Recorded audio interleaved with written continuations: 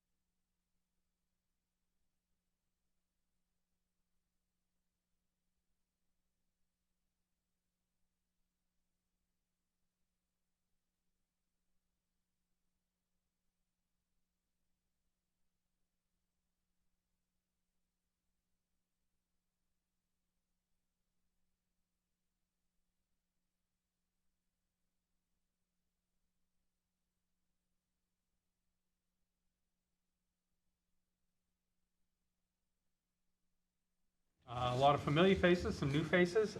This is the Selectmen's meeting for September 21st, 2021. We did adjourn at 5 o'clock for executive session, went to executive session, and now we're back in session. At this time, I'd like to ask Selectman Bernard to lead us in the Pledge of Allegiance, please. Thank you, Mr. Chairman. Please join me in all of us in the Pledge of Allegiance. I pledge allegiance to the flag of the United States of America and to the republic for which it stands, one nation, under God, indivisible, with liberty and justice for all. Thank you. You're welcome. This time, I'll accept a motion to approve the minutes of September 7th, 2021. Motion made and seconded. Is there any comments or questions on the minutes that were provided? Hearing none, all in favor? Aye. Opposed? Thank you. Moving right along, agenda item number 3. The board has received an application by Cigars R Us LLC. New business? Oh, thank you. Thank you very much. At this time, and I'm surprised I forgot, but thank you. Every time during the meeting, right after we approve the minutes, we offer new business. That is time, if you're not already on the agenda and have an item you'd like to bring to the attention of the select board, this is the time to do so. Is there anybody who has something? Mr. Bradstreet, please join us. Thank you. And for those of you unfamiliar, we do ask people go speak at the podium because we are recorded by our local cable access, and the microphone there will pick up your voices. Bill Bradstreet, Town Meeting Member, Precinct 1. If I could, I have 3 questions. I know on the board we're going to approve some certain things. Can I ask that perhaps we would consider on for Columbus Day to Columbus Day hash Indigenous American Day? At least consider it. I brought it up before. It was a question that was asked at one of the meetings. Columbus Day is Columbus Day. It's been a national holiday.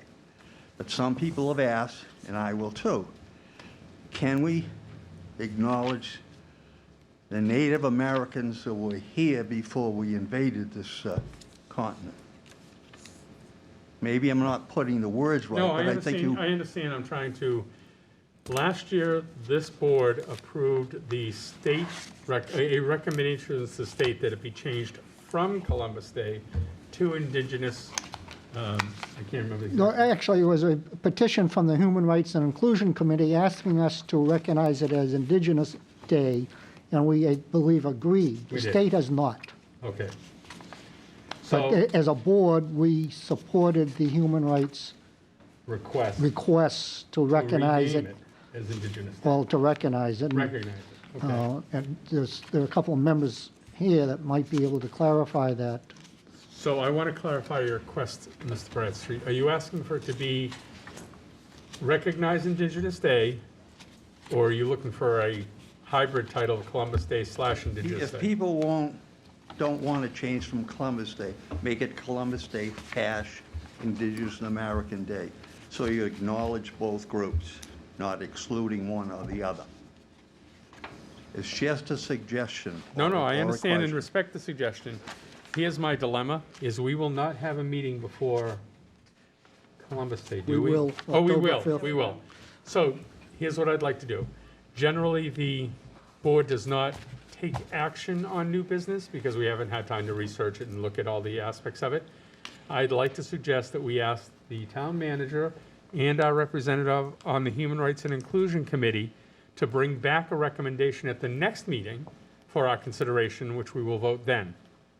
Would that be satisfactory? Excuse me, Guy, now can we review the minutes from that meeting last year to see what we actually did? Sure. If The town clerk Town can, manager or the clerk can provide yeah, the minutes in motion of that last meeting, but if the Human Rights and Inclusion Committee wishes to bring a recommendation, we certainly would want to hear that again, as we did last year. So David, you'll work on that and help with that? I sure will, Mr. Chairman.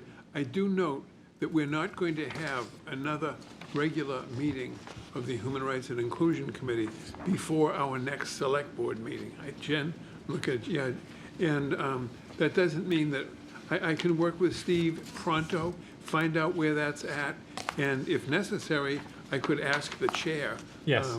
to schedule a special meeting. So why don't you initially leave that up to me and Steve to respond? Perfect. And then we'll take it from there. Great. So thank you for the recommendation. We'll consider. I will accept that you're working on it. We're working on it. Thank you. One other thing was the situation with the Peabody, what they call it, a breaker plant or something. There's been other items in the paper. One of them, there was somebody either was developing or had been developed some kind of a battery system that would perhaps eliminate the need for that monster they want to build over there. Can somebody with So- more influence than I have see if what's happening, or can we do something? I believe you attended one of their meetings. So I did attend a meeting, and then we asked them to come and represent the plan that they have. The plan that they have does not include batteries. The recent article you saw is emerging technology, and in the state of their current plan would not include those or be amenable to those. They're trying to break ground quite shortly. So I'm going to suggest, I'd love it to be the case. I'd love to have them do it. But at this point, from my perspective, I did ask them to come before the board, and we all asked questions about the project. Our interests are, as a bordering community, we have a small voice in this discussion, and I wanted to make sure the safety protocols were being followed and understood. They did agree to include our safety and professionals in training for the chemicals and processes they'll be using. But at this point, I don't think the select board has a position on the specific plan and the contents of the plan. And at this point, I also don't think they will be amenable to changing the current plan. It's already been through all the regulatory processes and approvals. So I appreciate and would love to think that they're looking at emerging technologies too. I'm not sure that's going to happen, and I'm not sure that the town could voice that direction to them.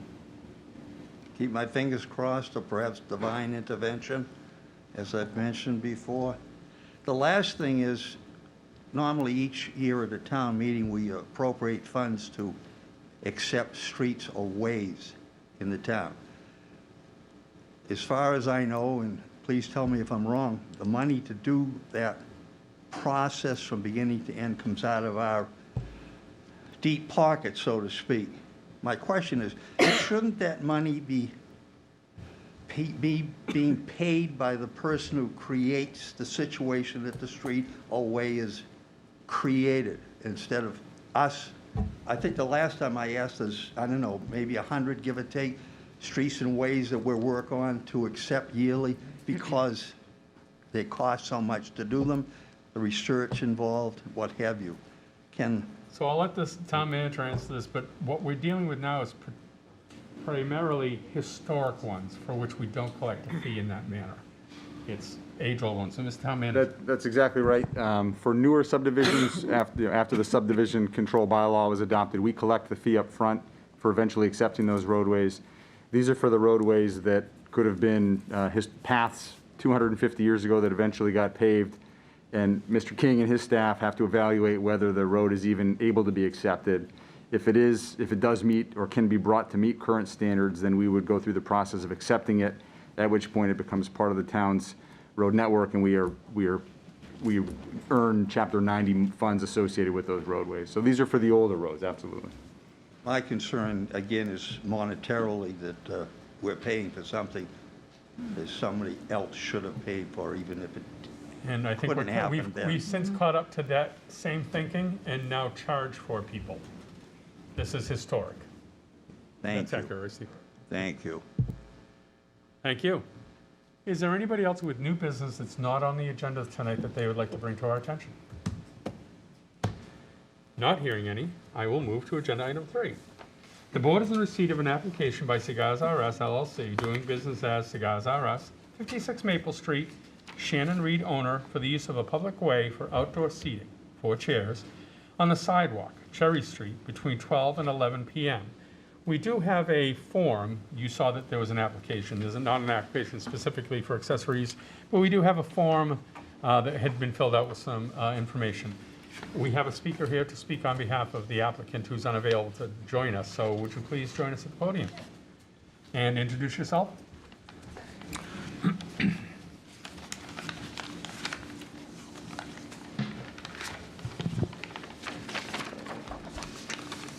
So, hi, good evening. I'm Stacy Donnelly. I am the sister of Shannon Reed. I'm also an attorney, so she unfortunately could not be here tonight due to COVID protocols.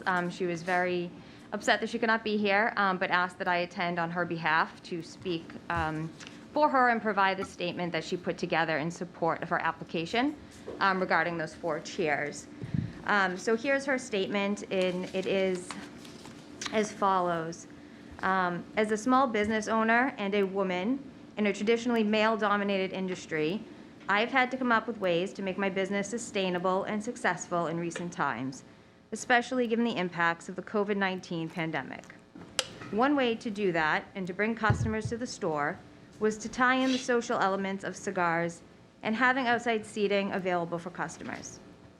The seating that is available is located on the side street rather than the main street, so that is out of the way of the main sidewalk in town and does not hamper foot traffic on the main street. It is my understanding that the town ordinance requires a business to have 36-inch clearance out past the end of a foot that is seated in a chair before reaching the curb. As you can see from the diagram, measurements and pictures that were provided to the town as part of this request and application, there is enough space available to meet the required 36-inch clearance with the setup as proposed.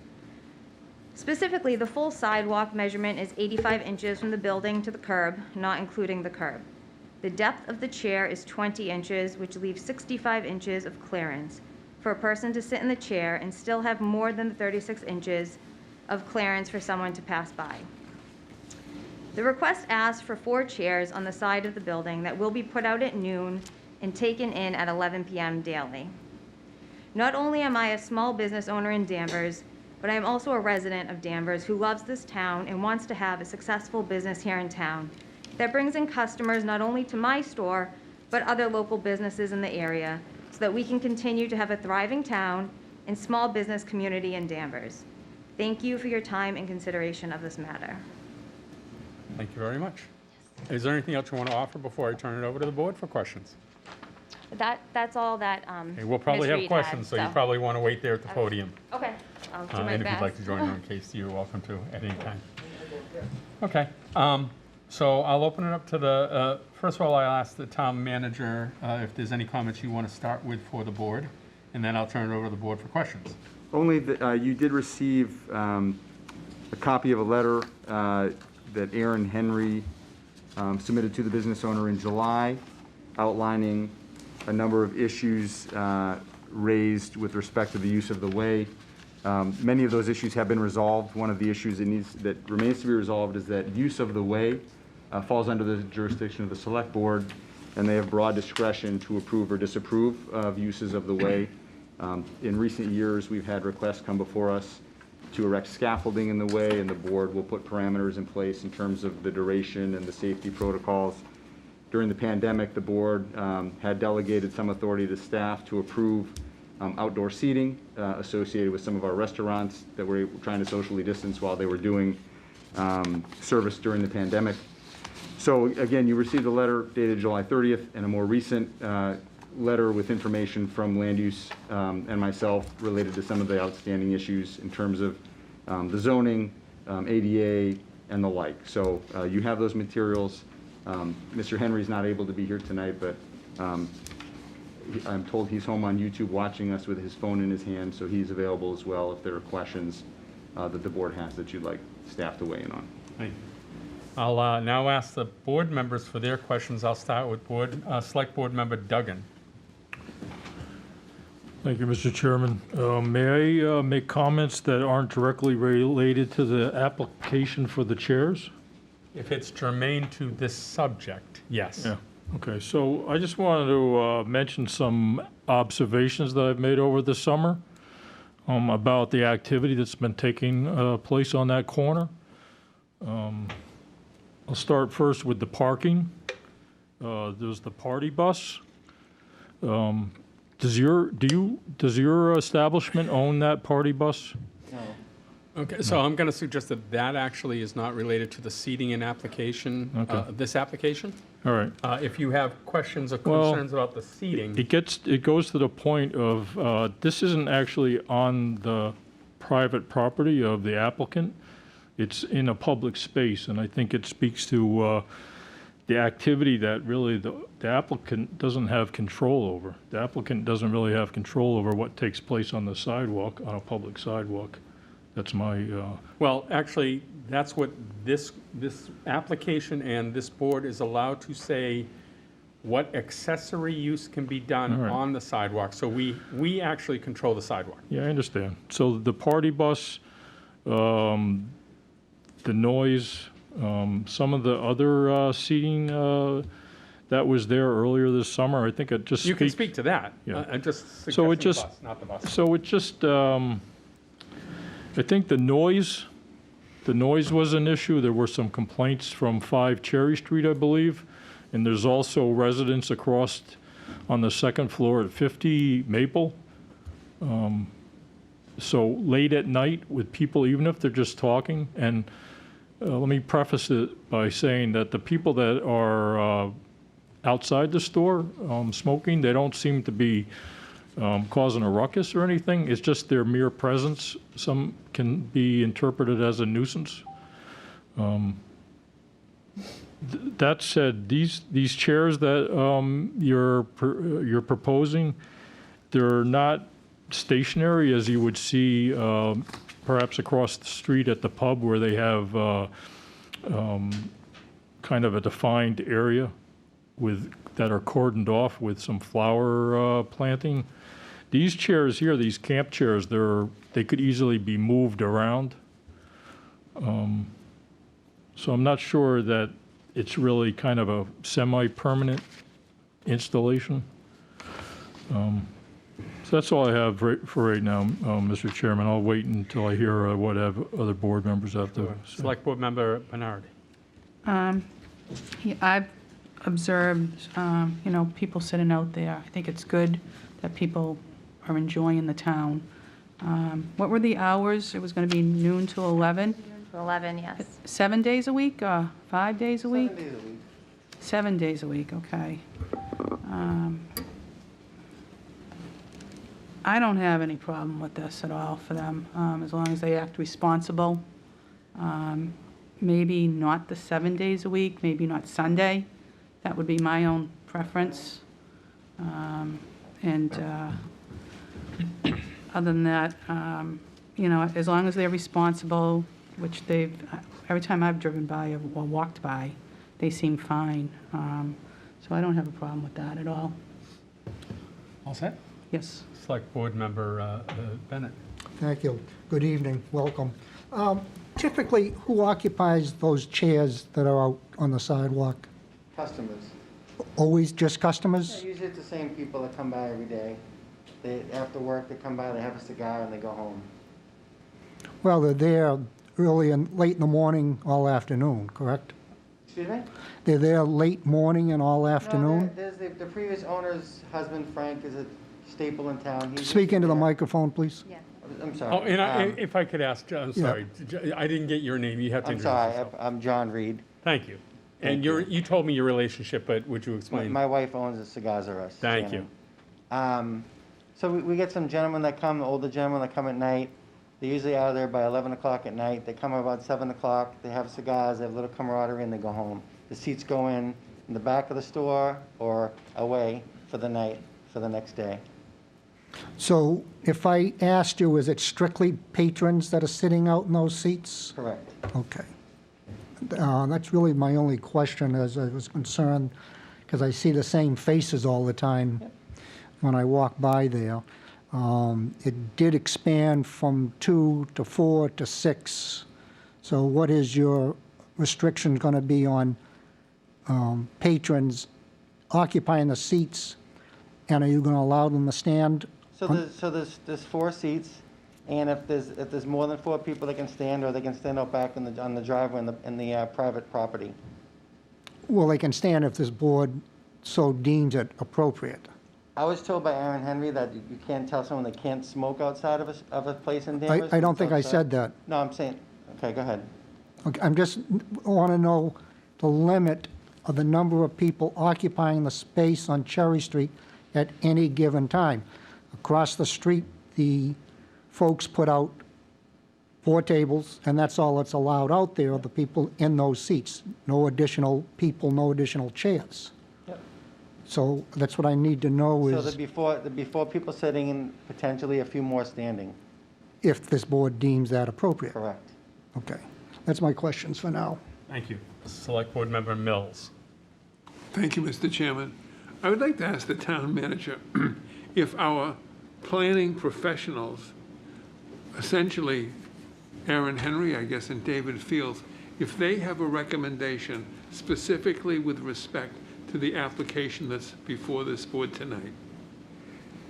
The recommendation from staff, recognizing that it's the board's decision, would be to deny the application as it's presented through the discussions that they've had with the property owner, the business owner, not the property owner. They've indicated that Maple Street is actually, when you read the zoning bylaw that was approved by town meeting, the space where activity is deemed to be oriented, so toward the streetscape, and not in the transition between commercial and residential. So the question that you asked was what would be the recommendation. In the materials you received, there were a few issues raised. One had to do with ADA clearance, which I believe was addressed in part by the diagram. The second point was raised by staff that in recent approvals of the use of way, there have been clearly delineated breaks between the public way and the accessory use by the business. And then the third was, again, the orientation toward Maple Street versus a side street that's merging into a residential area. Thank you. Counselor, I'm sorry that I didn't get your name. Oh, my name's Stacy Donnelly. Stacy? Yeah. Attorney Donnelly. Does your client, your relative, the business owner, have any thoughts about whether or not orientation on Maple Street as opposed to Cherry Street could work for you? I did not discuss that with her. So, Okay. yeah, it was not discussed specifically. All right. so.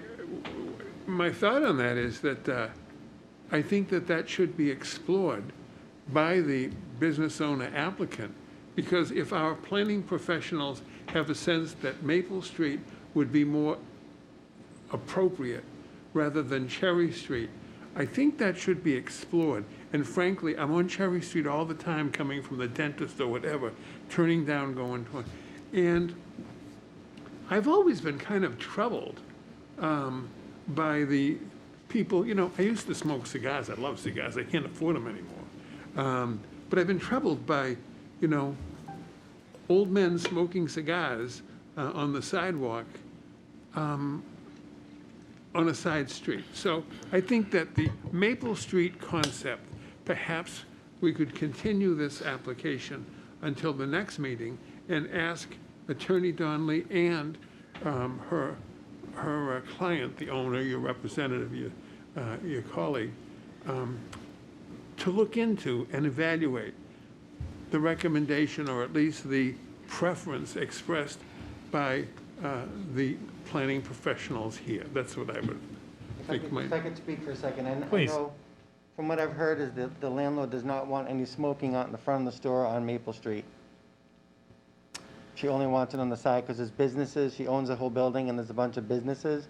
There's a tattoo parlor and a barber shop, so she doesn't want smoking outside. There's nobody on the side street, so that's where she wanted to keep it. She doesn't have a problem with Cherry Street, but Maple will be a problem.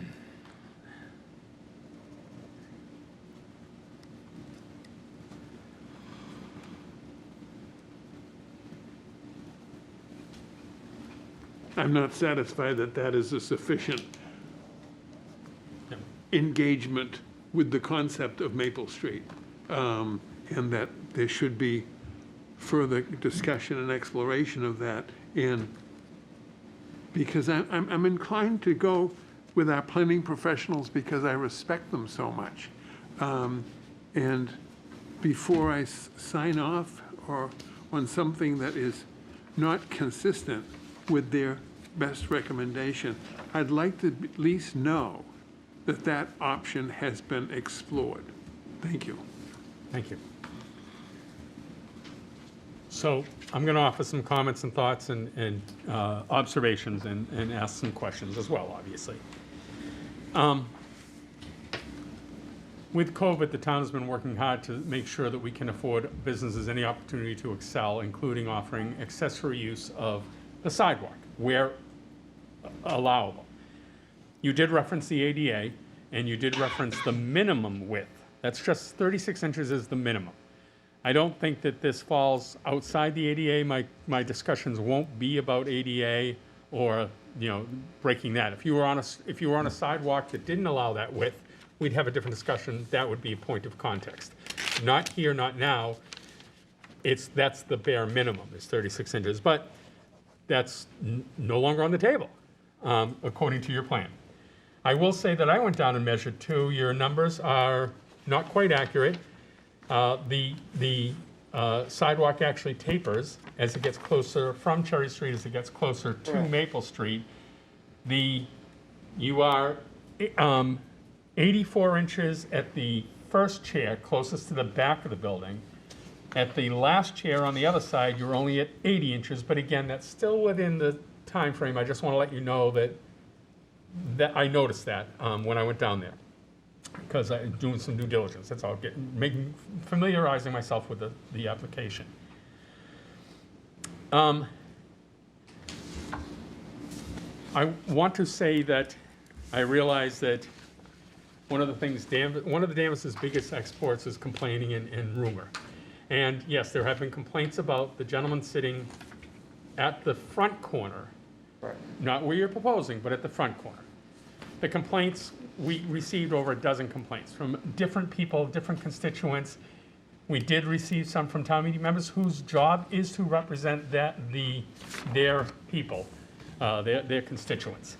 Some people have been pointing one or two persons that that's not the case. We received a number of these, which is why we engaged you, so that we can get you conforming to our rules and regulations, and that way there won't be any more complaints to say, yes, no, they're doing all the right things, they followed all the right processes. I realize it's gone on for a while, and until the complaints started cropping up, it was, you know, if it's not bothering people, we aren't racing out to try to lock down a business trying to succeed. In this case, having a car seat on the street facing the building was a tipping point. That was a tipping point for me, not just off of that personally, as a personal observation. Yep. I don't know the gentlemen. They seem all nice, like nice guys. I go down every so often, I'll buy a cigar. And I don't stand there and smoke it, but I can see the camaraderie there. I can understand what they're trying to achieve. It just was projecting a bad image at that corner. I'm just offering my observation, and people noticed it. Based on those complaints, we worked with the business owner to say, come on in, let's follow the rules, let's get you right, let's make sure you can do what you need to do. I would suggest that when we went through downtown zoning, the overlay district, and when we offer the opportunity, it's literally under the heading of accessory use, an extension of your business. And the intent is to extend the business in the business front. Danvers Hardware extends their business in front of the business. All the restaurants around you, 49 Pub, 9 Elm, Kathmandu, the bakery, they all extend it to the front of their business. They're extending the face of your business. I'm not supportive of it being on the side, because that's an ancillary. It's like if you had a back patio, if you had someplace separate. The dilemma here is, your accessory use is use that you're not allowed to do inside the building. You're not allowed to smoke inside the building. Correct.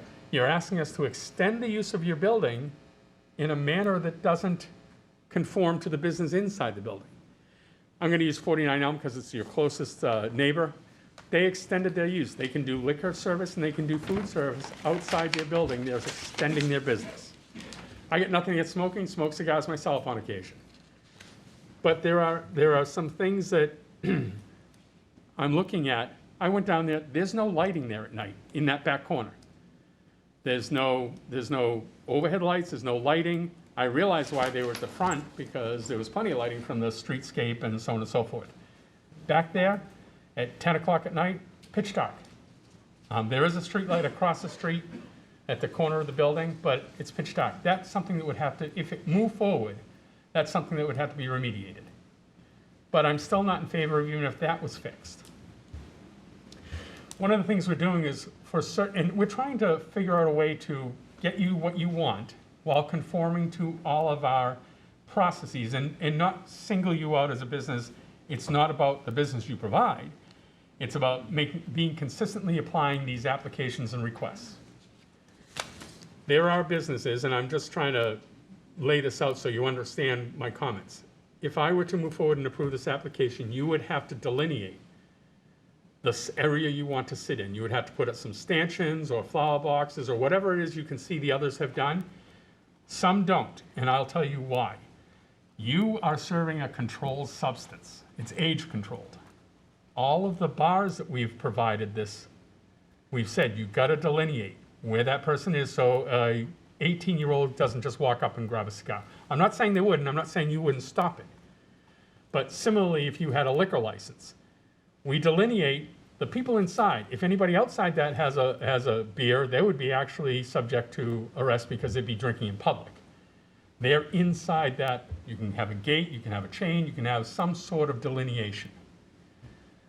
So if the motion comes up, I'm gonna ask the motion include the fact that you have to delineate. That allows us to know that the people, as Selectman Bennett asked, how many people are going to be there. The people who are inside the area are the patrons. They're the people we've approved. They're the people who are there because they're the patrons. Anybody else is the public using the sidewalk. But that means no one else could set up a chair, because the public using the sidewalk doesn't include setting up a chair outside that stanchion. Just trying to give you the lay of the land, that's all. So if we went with these 4 chairs, you'd want your 4 chairs. You've given us mentions of 24 inches. You'd probably add another foot for people to actually sit and have their legs out and feet and so on and so forth. I do have a question. Is the property behind the building that building's or the neighboring building's property? That there's a lot of. So right behind the store, the 6-car driveway? Yeah, That's owned by my landlord. by the same landlord. Okay, thank you. Okay. We talked about accessory use. We talked about the property behind the building. We did talk about the complaints we have received. You do have neighbors in the back there.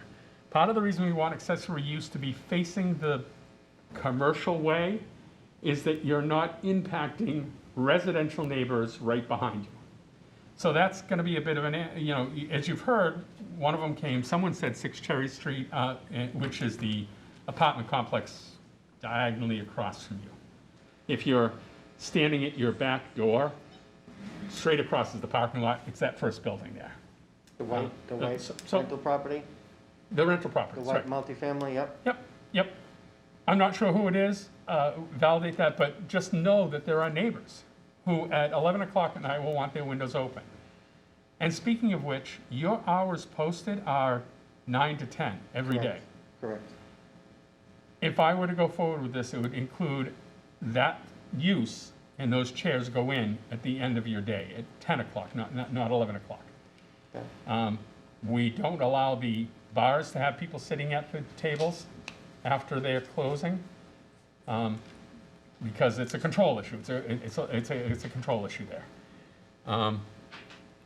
So I talked about the light. I talked about ADA. I just talked about the business hours. I'm writing my notes down.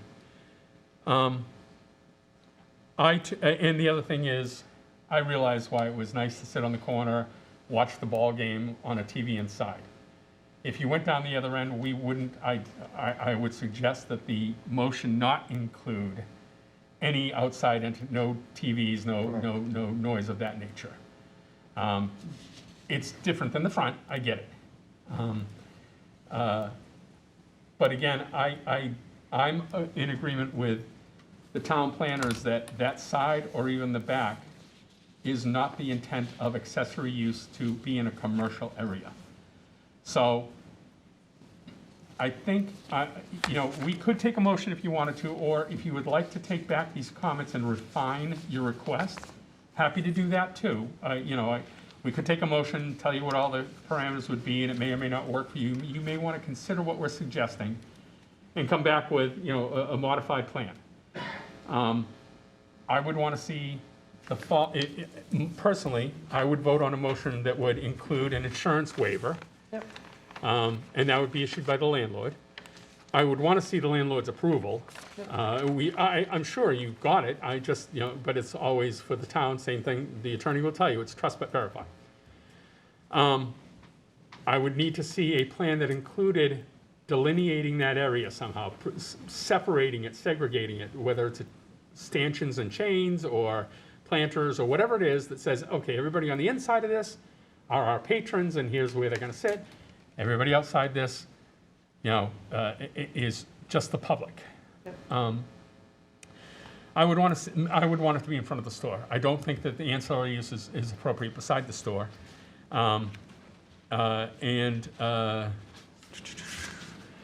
Because the other comment I did make earlier is where you're so close, if you want to come back with the application on the side, I would also want to get the fire department to approve that because you're on both sides of the exit. And that may cause some concern. I can't speak for the public safety professionals. I'd want them just to say, yes, that's cool, or no, it's not. Just so everybody's covered. So again, you've nodded, so I assume you're okay with no TVs or anything outside. Correct. Those would be and I agree with the not on Sundays. Yeah, if it was in the front of the building, I'm not sure I would want to try to restrict you from doing it during business hours. That's something separate. I would encourage you to come back with an application that has in front, but I'm given pause that if your landlord doesn't want it to affect other businesses, I'm not sure why we would want to affect the other businesses in the area as well. So I would want it in front. I would approve a motion that included being in front, sectioned off, chairs in but at the end of the business hours, and those other waivers, the insurance policy and the other stuff. I can't approve one on the side of the building if someone were to make a motion in that effect today.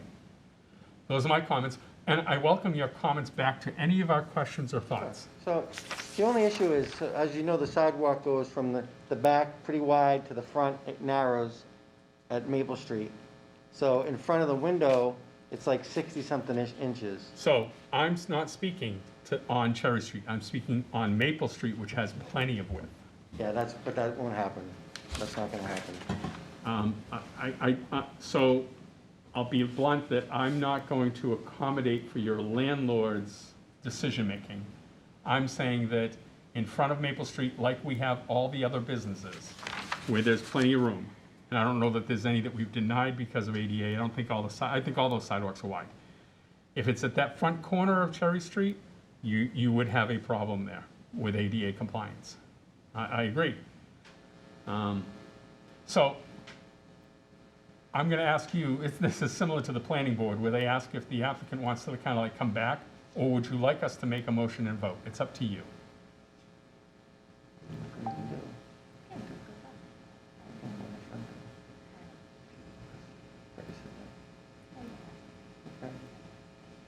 I think for my client, I would take these recommendations back to her, and Sure. I would suggest that she speak to the landlord and let her know the recommendations and see if there's anything further and that they can do to try to take back the considerations of the select board and the town planners, to see if there's anything they can do to work with it, Sure. so that it would meet the standards and be consistent with other businesses. Again, I think it's, they have to go back to the landlord. And so I think it's helpful feedback, and I guess I'm gonna do that for my client and have her go that route first and then come back and. Sure, we're happy to do that. In the language of the planning board, you're withdrawing without prejudice. You're gonna take that feedback, you're gonna come back to us, and I encourage you to work with the town manager and the town planner to help you if you have any questions about any of this. I did want to explain why blocking it off is important for your application because of the controlled substance. I know it's, you may sound benign, but it is, with smoking, you have an age limit. And that's why you will go around town and see some businesses have blocked off, some businesses don't. So if people wanted to know why is there an inconsistency in our approval process, it's really not an inconsistency. I just wanted to offer that so you'd have that knowledge. Yeah, and I guess my only other question, I guess I would take back is, so for the issue with the side is the residential facing. I guess I would categorize it as twofold. One is concerns about the neighbors and Yeah. being next to residential areas, right next to residential areas. The other is it is outside the intent of the overlay zone and accessory use to extend the business's front face to the world. If, for example, Ohm said, who is the owner of Cafe and Do, said, I want to set up a patio in the back. That would be a different discussion. He has tables in the front, it's accessory use, he's extending his business. And I don't think we're actually not at the point where we're saying, even though you can't smoke inside, we'd be willing to do accessory up front. I think it's twofold. One is concerns about the neighbors that I've heard voiced here, and the other members can pitch in as well. And the other is that it should be in conforming to the intent of the accessory use and the overlay zone, which is an extension of your storefront. Okay. All the others are in that manner. I know it might look a little funny over at Berry Tavern, but they own that whole building. They're extending that patio outside their building. So we want to work with you. We don't want to not have you try to achieve what you want to achieve. But we do have parameters we have to work to as well. So, but if you have any other questions now, feel free to jump in. If you would like to work with the town manager and the town planner and bring back your thoughts to the applicant, and we're sorry for her having to be in COVID protocol. Sorry about that. A lot of us have experienced that. So this has nothing to do with her not being here. And I want to stress, I don't believe any of these comments have to do with the nature of your business. Okay, and so yeah, I'll take that back to her, and I guess that's all I had for questions and information that she had to offer. I guess I would just see if you wanted to. Board members, do you have any? This is not a public hearing. Could I ask, is there board members who have any other comments or questions? Yeah, Please, I Matt. just want to talk about some of the activity that's taking place out there outside, with the TV, with the party bus, and some of the parking. I think that's relevant to the application in the sense that these chairs, they can be easily moved. I'm just concerned that by not adding conditions to the application, the behavior will just kind of. Well, let me ask you, if they come back and say, yes, we understand why you need us to stanchion off the area, doesn't that resolve that issue? Yeah, that helps, but, I noticed an extension cord at the back door, and I don't know if that went to the party bus with the TV. It's more than just the chairs, it's the overall atmosphere and the activity that's taking place. But I echo your comments about supporting the businesses downtown, so I'm generally in favor of having the outdoor seating. I just think there needs to be a little bit more control to it, that's all. Thank you. Anyone else? If I could just add, Please. so the TV is, I'm taking out of the window, we had it there in the summertime, so the guys that sit outside, that's no longer an issue. As far as the bus, I personally own that bus, it's parked in the back of the building, sometimes in the street after hours when I could park it there. There was a time it was there longer than anticipated, and I did get spoken to about that. I was told by the letter I got that if my bus is there for more than an hour, they're gonna tow it, versus everyone else in town who gets a ticket, I get towed. So that's not an issue anymore, the bus is only there when it's supposed to be there. The TV will be out of the window tonight when I go back to the store. So so that will not be an issue. Well, I thought the bus was actually kind of clever. Well, I had to make sense. But the concerns were that it was being Yeah. parked more than the 1 hour. Yeah. Was. During business hours. Yes. But after 6 PM, you can leave it It's there, so- and, So what the bus did for me is in the wintertime, there's no smoking in stores in Danvers. So a lot of the local stores in Rowley and Topsfield and everywhere, they smoke inside their stores. I don't have that luxury. yeah. So I personally bought the bus for myself. It's there when it's supposed to be there, and they can smoke on the bus during those hours. Yeah, I don't, So let's, if you don't mind, I'm going to take a moment to offer a little bit of clarification. When the business was at a previous location, Correct. they came before us and asked what the opportunity is to have smoking inside the building. Yep. And there are state regulations based on the appropriate scrubbers and air filters and things of that nature. It is an opportunity that that business in that former location at that time chose not to pursue. So Correct. I just want to let you know, that's still an opportunity for you to make that application, and I don't know what your landlord's Yeah, like. I she don't know does what- not want smoking in the building. Okay, so that's a non-starter. Yep. I just want to make sure that we understood that it wasn't the town telling you can't do this. The state says you can with the right conditions and the Correct. right solutions. Okay. And I understand, and I think the bus outside after hours, after the parking hours is a solution, creative solution.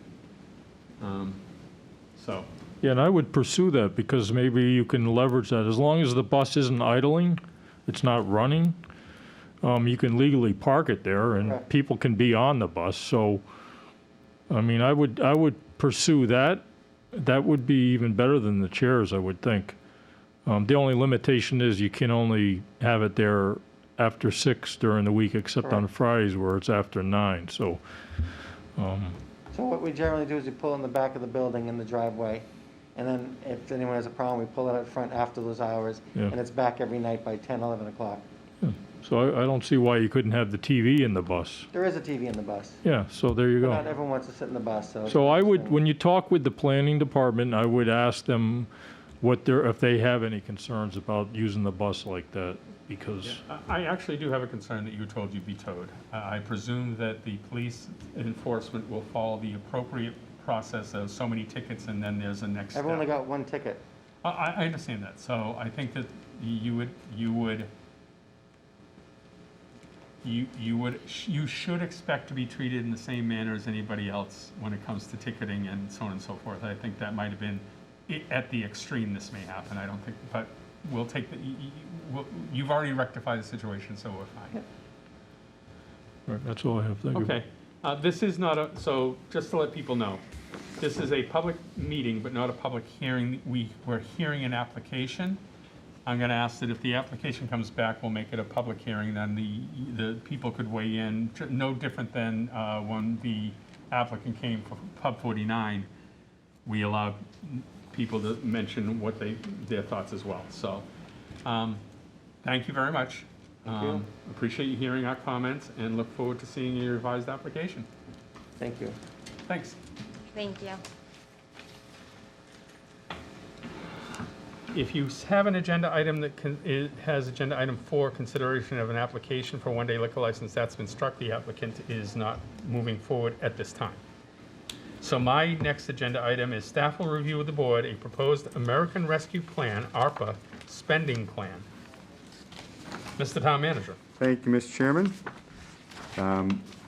Two-thirds of the audience left is town staff, here to answer all and any questions you may have.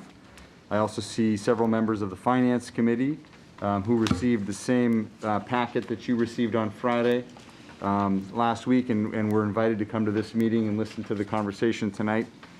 I'm going to provide a pretty broad overview of the report you've received. I'd like to make the presentation, and then I'll introduce the staff, and we have anybody and everybody in the room that you would need in order to answer detailed questions related to what we're talking about. So if you don't mind, I'd like to dive into a short PowerPoint that follows the packet that you have tonight. There are also several copies of the packet in the back of the room. Mike, Paul, and Bill, I don't know if you saw those. If you want to grab one, I think I see there are several back there. So the document you received looks like this. It's on the town website for anybody at home who wants to follow along. And just from a very high level, This packet includes a series of recommendations. We're looking for some consensus and feedback from this board related to the stimulus funds that were allocated to the town of Danvers through the American Recovery Plan Act. This was announced, program was announced back in May, and Rodney Conley, our Director of Administration and Finance, coordinated the planning and prioritization with departments who are here tonight: Public Works, Engineering, Recreation, the Finance team, the Town Manager's Office, and the IT Department. Based on guidance from the Division of Local Services at the state, this ARPA is being treated like any other grant, which means that there's no vote required of the Finance Committee or town meeting pursuant to our form of government.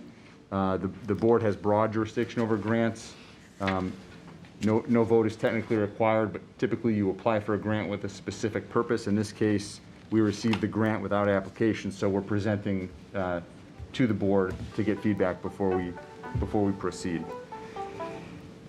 On the screen in front of you are the broad eligibility categories that were included in the guidance from U.S. Treasury, and the rest of the presentation will walk through a plan that is being proposed.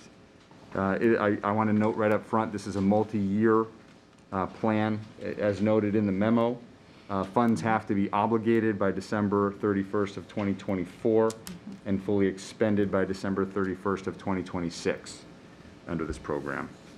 As you can see on the screen, the bill that was passed included $350 billion nationally. The town of Danvers qualifies for $2.88 million locally under this plan. And unlike the county I grew up in Michigan, which has a fully functional county government, Massachusetts, by and large, outside of the Cape, doesn't have county government. So in parts of the country where county government doesn't exist, those allocations were passed through to the local municipalities using a similar formula for the way that a lot of the state funding does, taking into account socioeconomic status, census tract data, and the like. So the combined amount allocated to the town is just over $8 million. And on the slide here, if you look at everything that's included in the report you received, we tried to break down the recommended categories based on use. So this is kind of a visual overview of the guts of the report. 80% of the proposed funds would offset capital investments that have either been deferred or identified as critical needs and would otherwise be absorbed by free cash or utility rates or the tax levy in future budgets. To put this in context, if you add up the three broad categories, technology, water, sewer infrastructure, and general infrastructure in this report, we're recommending $6.5 million in investment. That equates to about 3.87% of our FY22 combined operating budget. So it's a large number, but it put in the context of the annual obligations and operations of the town, it certainly helps us to catch up on some projects that have been deferred, but it certainly is not I don't know what the right word is. I just wanted to put in context. So I'll stop there. And I would just emphasize the proposed spending plan leans heavily on existing capital plans that we have for our various infrastructure categories: roadways, water main replacements, fleet, playgrounds, and the like. These are, so again, the recommendations lean on our existing plans. They also lean on the lessons that were learned during the pandemic with respect to some of our outreach and financial systems and permitting systems. The projects and areas that are included in this report are ones that have historically received broad support from the Select Board, the Finance Committee, and Town Meeting. That was intentional. Given the one-time nature of these funds, we wanted to make sure at the staff level that we were putting together a program that was consistent with the types of projects that have historically been approved. Really, you know, we're talking about our bread and butter. We're talking about streets, we're talking about playgrounds, we're talking about water mains, culverts, investment in our IT infrastructure and platforms. And I think importantly, and as I mentioned, by using the funds in this way, we're going to do a couple of things. We're going to catch up on deferred maintenance and investments that we've not been able to make in recent years. These projects take pressure off of future free cash certifications and water and sewer rates. Water and sewer rates in particular have been under a lot of pressure in recent years due to our permit restrictions. And importantly, by catching up and hopefully getting ahead a little bit in some of these capital areas, it provides some budgetary flexibility for this board, the finance committee, and the town meeting in the years ahead, as we take under advisement and look at other types of projects. So we're essentially able to create some capacity for ourselves by strategically using these funds. I would also note this is consistent with we've historically been fiscally conservative in terms of our approach and the way that we invest our funds. It's going to build up and strengthen our local infrastructure. And, you know, knock on wood, if we're not yet turning a corner in the pandemic, it buys us some time to kind of look ahead and see, you know, what may be around the corner that we're not thinking about at this point. So the first category in the report, and again, I'm going to kind of work through these slides and then we'll circle back and take detailed questions. Roughly $2.5 million of the funds are recommended for what we're calling general infrastructure. We have a little over $1.36 million in paving projects that are recommended in this plan. To put that in context, that's about 5.5 years worth of our local funding for roads. We have a pavement plan. I believe that the rating, one of the rating visuals is included in the back of the report. We approved $248,000 in the 22 budget in addition to our Chapter 90 money. David Lane and his team, based on the report, we could spend multiples of that just to maintain the status of our current roadways. So we worked, Rodney worked with David and his team to identify some roads that are significant in size, that are at the top of our list for pavement management. This gives us a chance to catch up on some of those, again, creating capacity as we look at the next few budgets. $260,000 is recommended for for town building improvements. And specifically, we're looking at the building across the street, 12 Sylvan Street. It's one of our historic buildings. We've invested some money into that building in recent years. It houses the food pantry. It houses the credit union. There's also some space on the second floor that's conducive for satellite office space to deal with some of the space constraints we have in this building. And by investing these funds now, we can update the major building systems that are woefully out of date, make some repairs to the outside of the building that certainly need to be done, and bring the rest of that space to use. Again, we have 1 million square feet of buildings in Danvers that Public Works is responsible for maintaining, and it's hard each year for projects like 12 Sylvan Street to make it to the top of the list. So this is a chance to kind of catch up and make an investment in a building that's an important part of our inventory. And we're happy to take questions in a few minutes on that. $483,000 in capital outlay. This is for some major equipment that in recent years has had to be pushed farther out in the capital plan due to budget constraints. So there are 2 dump trucks, 2 utility trucks, and a grounds division tractor included in this proposal. And then lastly, we have Dave Mountain here tonight. There are 3 recommended playground projects in this proposal that have been deferred in years past. David and the Recreation Committee maintain a long-term plan for taking care of the 20 playgrounds, which includes large playgrounds like at Endicott Park, at the elementary schools, all the way down to small neighborhood playgrounds. The policy for many years in Danvers has been to have playgrounds throughout town for families to use. It's hard each year to keep up. So we have 3 projects that are identified here. Rodney worked with David and Aaron Henry to identify those to bring us back into compliance with that. And I think that covers the general. So I will advance the slide. Another of the major categories in the ARPA program had to do with water, specifically water infrastructure. And as this board is well aware, we have a very old system. It requires maintenance and reinvestment to prevent breaks, loss of valuable resource, keeping our crews doing proactive work rather than chasing repairs all the time. And we have a bond authorization, multiple $million-dollar bond authorization that was approved several years ago at town meeting to systematically address water main replacement. So one of the major recommendations in here in this program is a $1.2 million project to replace the Cabot Road main, which is high on our list. And by doing that, it will essentially extend, we'll be able to stretch out the bond authorization that town meeting authorized in 2019 to get, we'll be able to hit more of the mains on that list before we have to go back and authorize additional bond proceeds for similar work. There's also a recommendation in here. This board is aware, last year during the pandemic, we had the major failure of the culvert at the Meadows over by Hobart Street. David and his team had to mobilize and make a considerable emergency repair to that main, which if we had had a heavy rain coupled with that, it would have flooded Hobart Street pretty badly.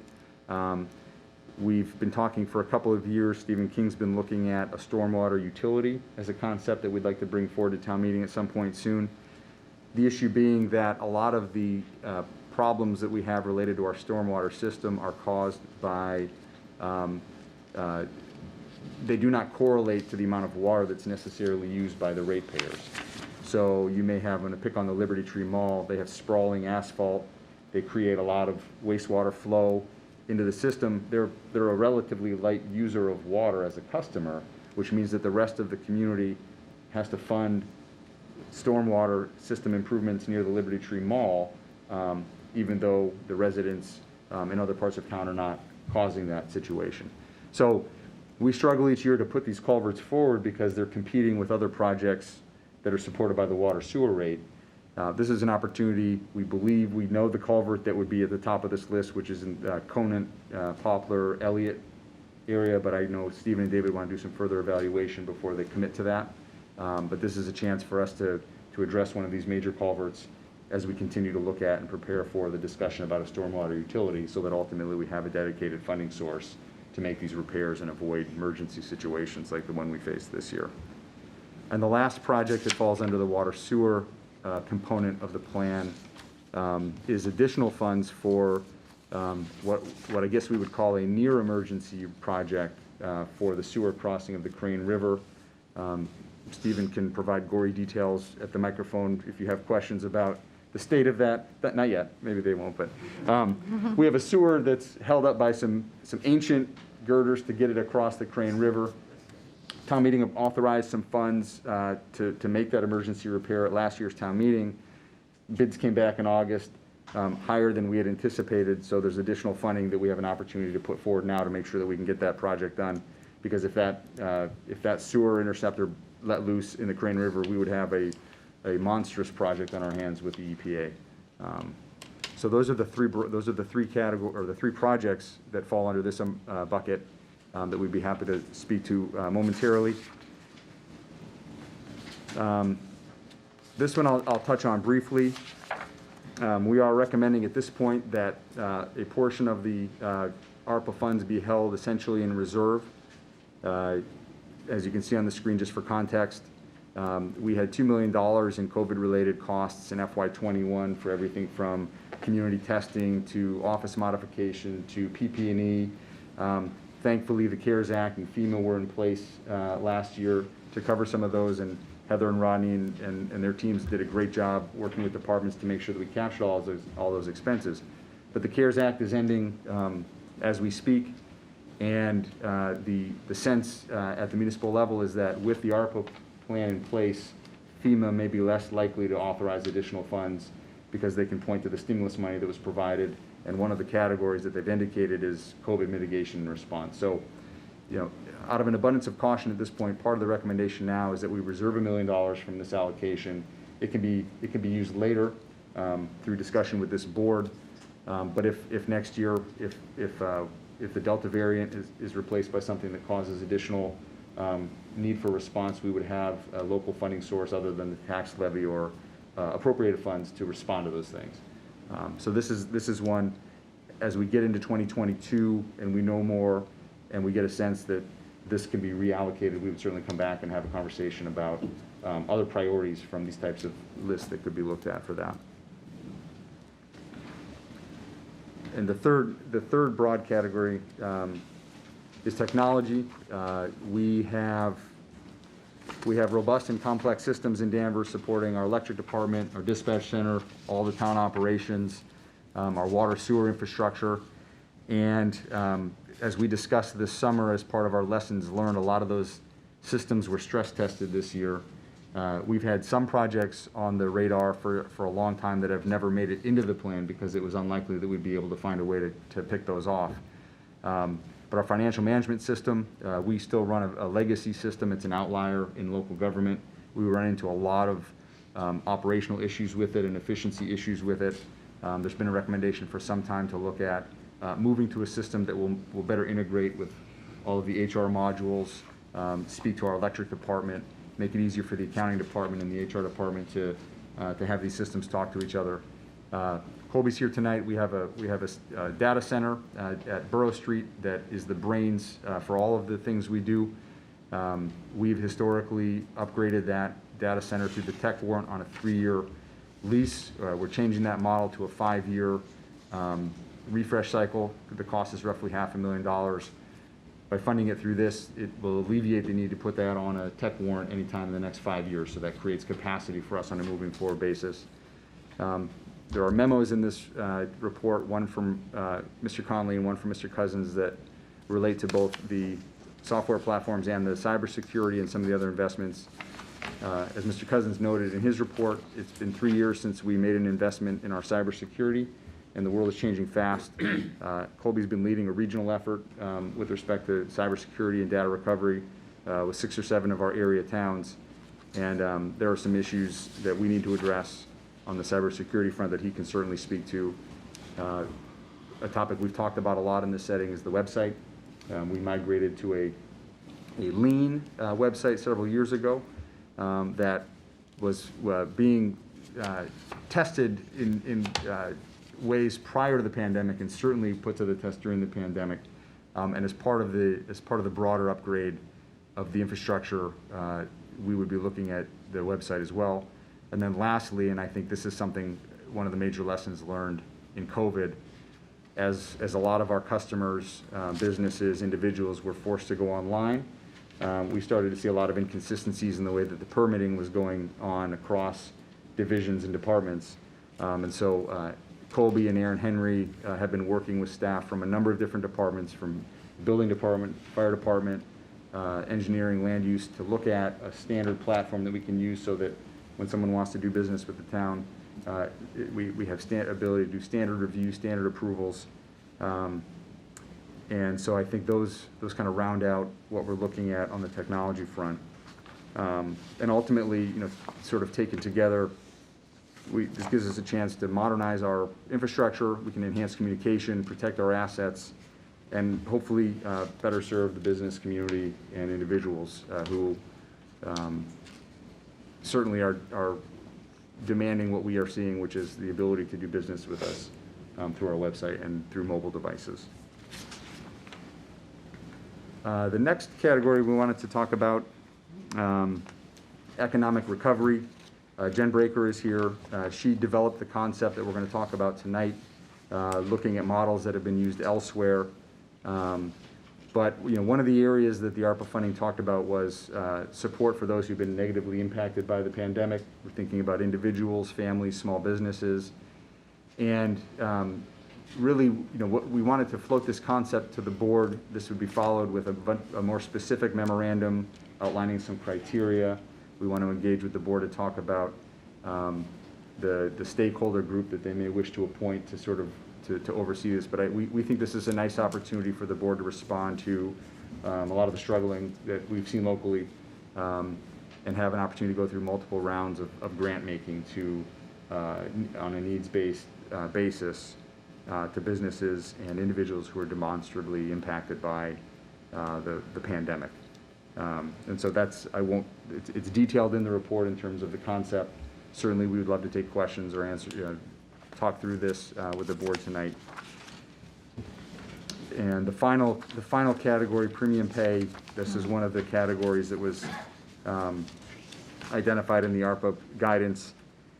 And really, as we work through this and talk to department heads about this, the thought here would be, this would be for those employees who continue to be on the front lines for the duration of the pandemic. Police, fire, dispatch, and some of our public works employees who are custodians, who responded to calls and faced unsafe conditions when a lot of us were working remotely. or on an AB schedule. And, we would have a positive COVID case somewhere in town, and our custodians would be the ones who'd be called in to clean the space and make sure that other employees could come back and continue to work safely. So it's a modest amount, but it's a way to recognize that some of these employees were asked to continue to respond on the front lines and to work to prevent and respond to dangerous situations. And that, I believe, rounds out the 30,000-foot, 80-mile-an-hour overview. And I'd be happy to shoot back to any of the slides that the board wanted to drill in on. But again, sort of in summary, we wanted to present this to the board for feedback and to see if there's consensus in terms of the approach and the strategy. Outside of the public health reserve, the economic recovery, and the premium pay, the other $6.5 million are all items that have been approved historically, are going to show up in future capital requests. And so we have a one-time opportunity to strategically use those funds to play catch-up, strengthen our infrastructure, and create some flexibility moving forward for the decision makers to determine how to use our limited resources in productive ways. I'd be happy to take questions. Thank you. I'll start with Select Board Member Bernard. Thank you, Mr. Chairman. This is great, Steve. So it's either use it or lose it, right, all this money, right? And I think what's really good is, I love the economic recovery. I think that's great, where, need-based grants will be great and awarded up to $500,000. And I like how you're going to have the Danvers stakeholders, and then we'll have the families, we'll put it out there for how it's going to work, how people would apply for this, some more material. The premium pay for the essential workers, thank you, everybody that helped out during these horrible times. I do like that. I did have a couple of questions. I hope you have some questions, because all the experts are waiting patiently to answer them. I know, thank you. And $8,234,584 under this program is terrific with the allocations. I like where it says, one-time funds will allow the town to accomplish several, my glasses are getting fogged up, specific important goals, catch up on the maintenance and capital needs that we need in the budget. I like the software systems, Colby. We definitely need all that cybersecurity. It's very, very, very important. I love technology. I love the grant-based assistance to the small businesses and the individuals. The premium, where did I read? Oh, I like the investments prioritized in this plan will improve our physical infrastructure, reduce pressure on future free cash certifications, which we like, and utility rate settings will enhance and make sure our ability to provide 21st century services to our customers. So that will help offset some of the costs, which I really appreciate. Let's see, my other questions. The paving, as we all know, David, we talked about the manhole covers, so people are anxious to get that done. And I think, what do we got to do that before November or something, before hot top season stops, for safety reasons. I had a question about the fleet. How do we determine the fleet? I mean, the 35K, excuse my ignorance, GVW dump truck, 185,000. It seems a little steep. Do we put those out, to bid, or to the manufacturers or vendors? How does that work, like, with those equipments? 'Cause that's a lot. That's a big price tag for this fleet. I understand the pickup truck with the plow, 40,000. The dump, the dump with the sander, 185. It just seems a little steep. Is that GVW a six-wheeler truck? Is that what that is? So the 35,000 GVW, that's a six-wheel dump truck. Okay. And those are the actual costs of what we're getting in, the ones we're buying now. How we determined those, we looked at the items that were deferred off the ones that we prepared for the fiscal 22, the items that were deferred went on that list, and then we picked the next item coming up right off our regular capital plan. When we go out, we actually have a state bid process and a state quote process using the state bids and a quote system, getting different dealers to bid against each other, but right off the state bid to get the prices. And that's what the prices are of the trucks we're buying right now. Okay, all right, that's good. Thank you for explaining that. On the smaller trucks, Yeah. personally, we wish we could get them for that price. We And can't. how, I guess I have a question, and how long do we usually keep these trucks? Do we turn them in? Do we buy new trucks? So the sander trucks, we try to turn them over every 10 years. 10 years, okay. The smaller trucks, more like 8 years. And what we do is we get a quote for a trade-in from the dealer, then we evaluate that on market rate. We see if it's a good quote, good. If it's not, if they're not giving us market value for the truck, then we put it on the muni bid system, and we bid the truck out. We put it out to bid. Okay, great. Maureen, the other thing, David and Phil work hard with Recreation and Endicott. We often will take a truck Oh, pass them around. that is no longer suitable for the heavy-duty use in public works, but we might be able to get some use out of it at one of our other divisions, for example, at Endicott Park. Wonderful. So we don't always put them out to bid. Sometimes we're able to extend their life by giving them I guess it's like putting the racehorse out to pasture before you turn it Yeah, into we glue. pass we them have- down. and we Fire have- department, many departments around And we town. have the good mechanics that can work on the trucks too. That's it. The life of the truck's good, okay. So the water and sewer infrastructure, is that usually done by non-union companies? Is it private companies? So that do that? we put the projects out to bid, and the contractors that bid it are usually non-union. They do have to pay the prevailing wage rates that are set by Oh. the state. And remember we talked about before, and I think it's been brought up here before, that when we put a project out there, we're gonna make sure, maybe have them have a bond, and then have you go back out and inspect that, make sure the curbs are all set, or the ramps, or whatever we need to do that. Correct, that's All happening. right, okay, that's good. Let's see, there's a lot of reading, it was good. Public health is good. The technology, like I said, Colby, that's great. How are you gonna do, what's this enhanced, what's the cybersecurity fabric? If you don't mind, I'm just curious about, I know we definitely need upgrades to the website and Yeah, our Colby. systems. Colby Cousins, IT Director. So the cybersecurity fabric is a layered approach to security, multiple layers of security that are interwoven together to provide a strong defense against threats. So multiple products that integrate with each other and talk to each other. And is this enough money for you in your budget? This, naturally, we want to have, sorry, it's kind of a silly question, but we want to have protection, Yeah, I think, Okay. as the town manager mentioned, we made an investment about 3 years ago. This is another similar investment that will bring us to where we need to be, will bring us to the lead, I think, in the region for cybersecurity. Wonderful, thank you. And just about, I guess, Jen, you're the economic recovery, right, plan. How does that work? Is it gonna be like on a first come, first serve? How are we gonna, who gets it, who doesn't get it, if you don't mind? I'd like to know about that. Thank you.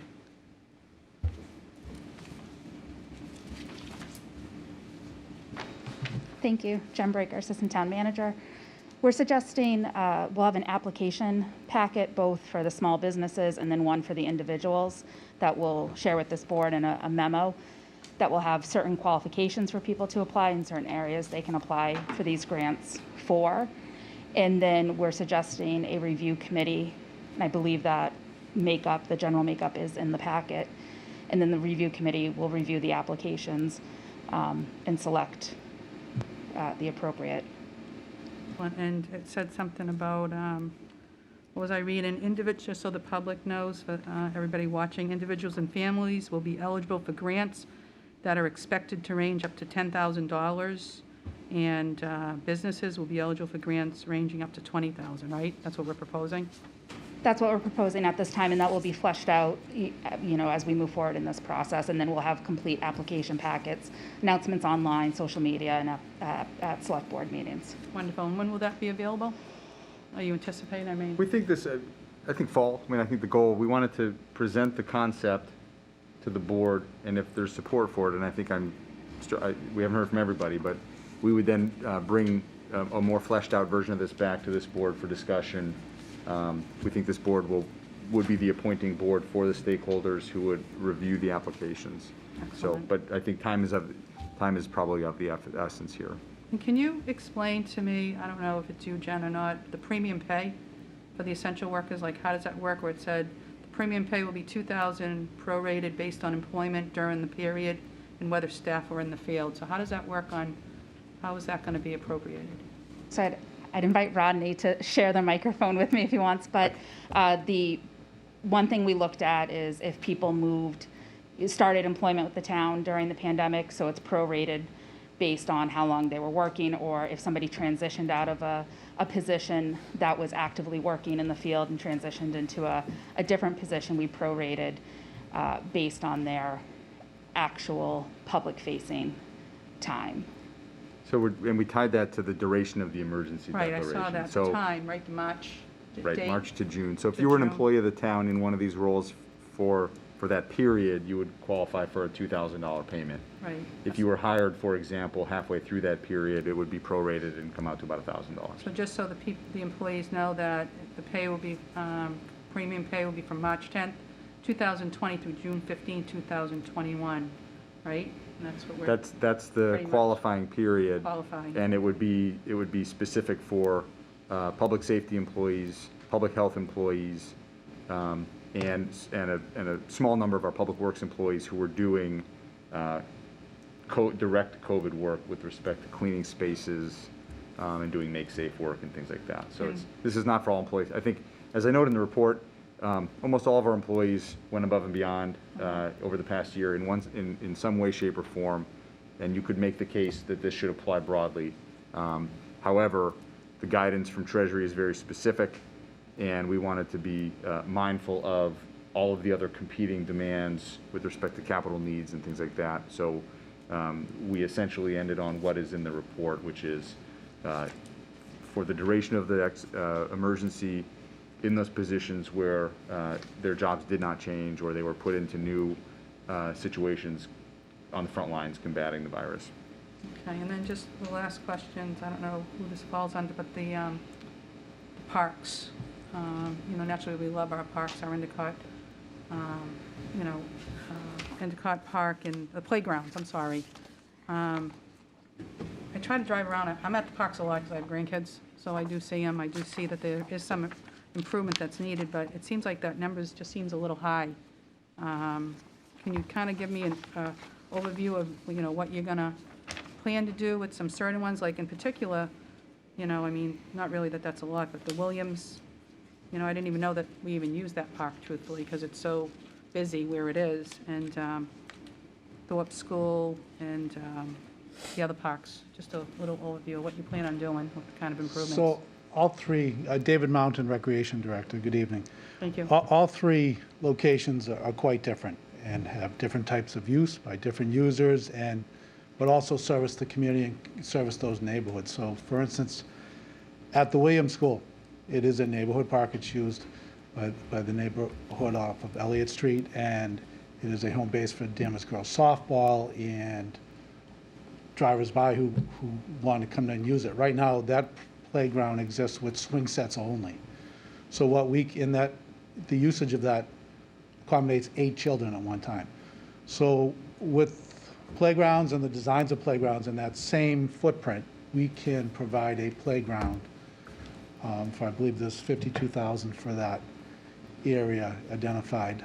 And we could expand up to, I believe, 20 to 30 children can be accommodated at one time. So we can make improvements in that area. We're looking at equipment there and the other locations that were put in right around 2000. The average life expectancy of a playground is 15 to 20 years. Parts stop breaking, equipment is in disrepair. We're constantly out repairing that, preventative measures for surfacing.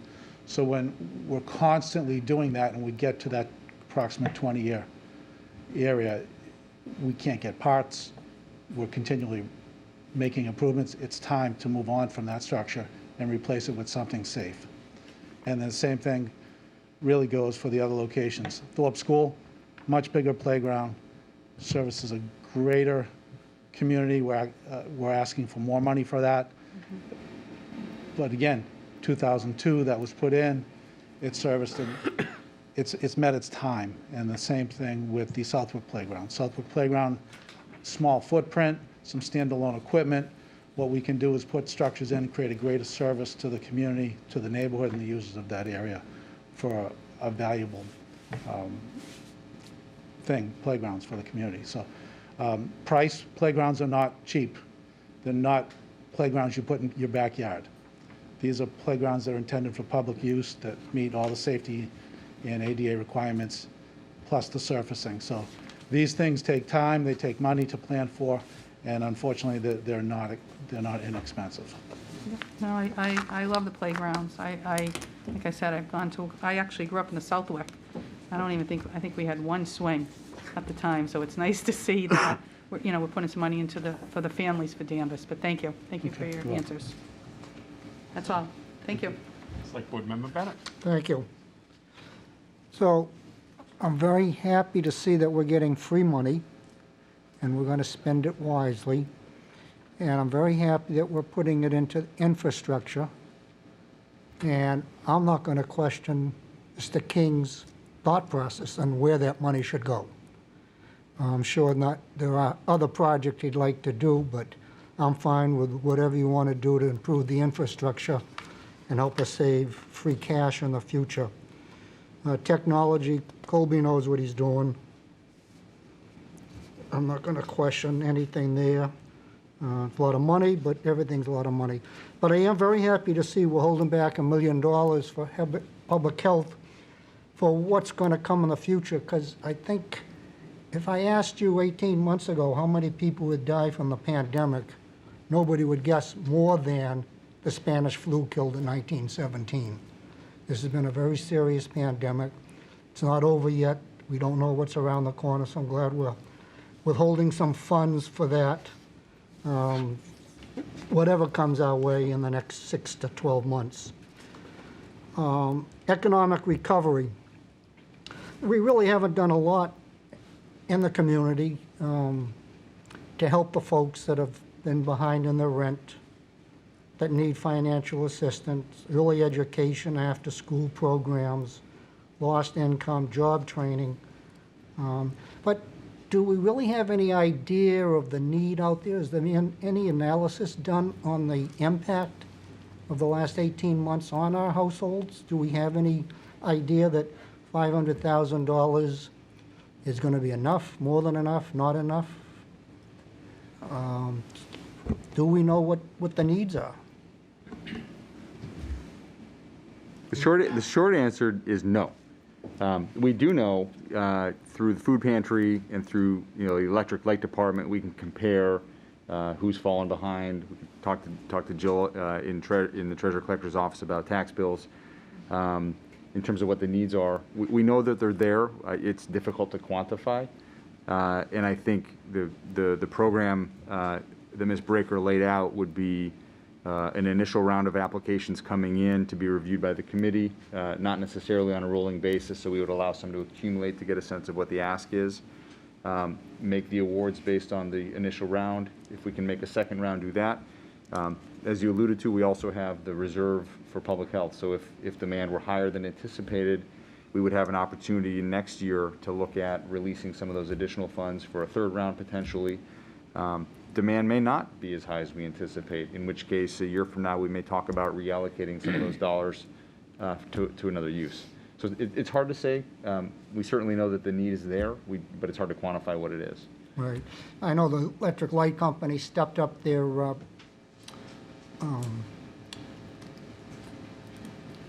rate pay, people that are behind on their bills.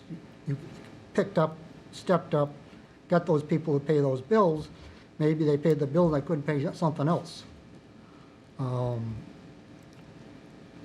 don't know what the problem is with people not paying their rents, but I think we have 25% of the population rent.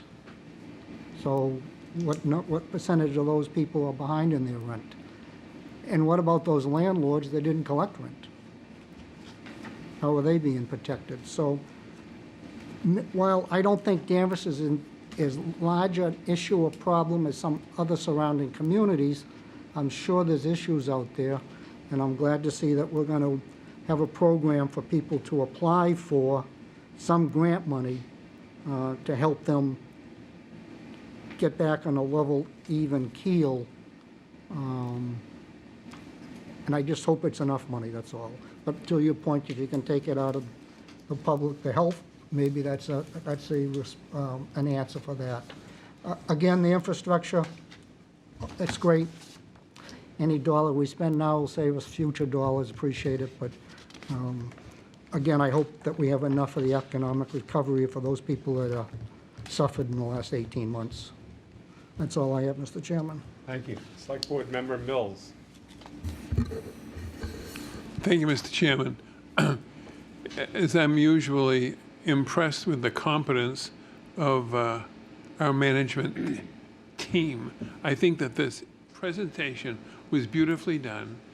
The planning, I don't have to comment upon anything because Dan Bennett has said everything, including appropriate concern about the economic recovery portion, which, who knows, among other things, there's never enough because everybody has been hurt so much, working people, ordinary people. But everything Dan has said, I agree. I'm not about to second guess any of our highly competent professionals in being careful about how this money is used. What I am interested in, Dan, Steve, how did this come about? Did we have to apply for this money, or was it like a stork dropping a baby out of the sky? Yes and yes. It came about, I mean, in all seriousness, it came about because there was, I think, an identified need at the local level that was communicated to our state reps and then ultimately onto our U.S. representatives and senators that recovery starts at the local level. So the pandemic had outsized impacts on local economies and communities. And the federal government has a hard time agreeing on a lot of things these days, but there was broad consensus this spring that a stimulus program similar to what was approved coming out of the Great Recession was needed to support communities that were hurt across the country. So we didn't have to submit an application, but we certainly communicated with the MMA, with our reps and senators about what the needs were, what the revenue loss had been, what the impact had been to our budget and our economy. And the program that was passed, I'm sure we'll look back years from now and say it wasn't perfect, but it was a response to a need.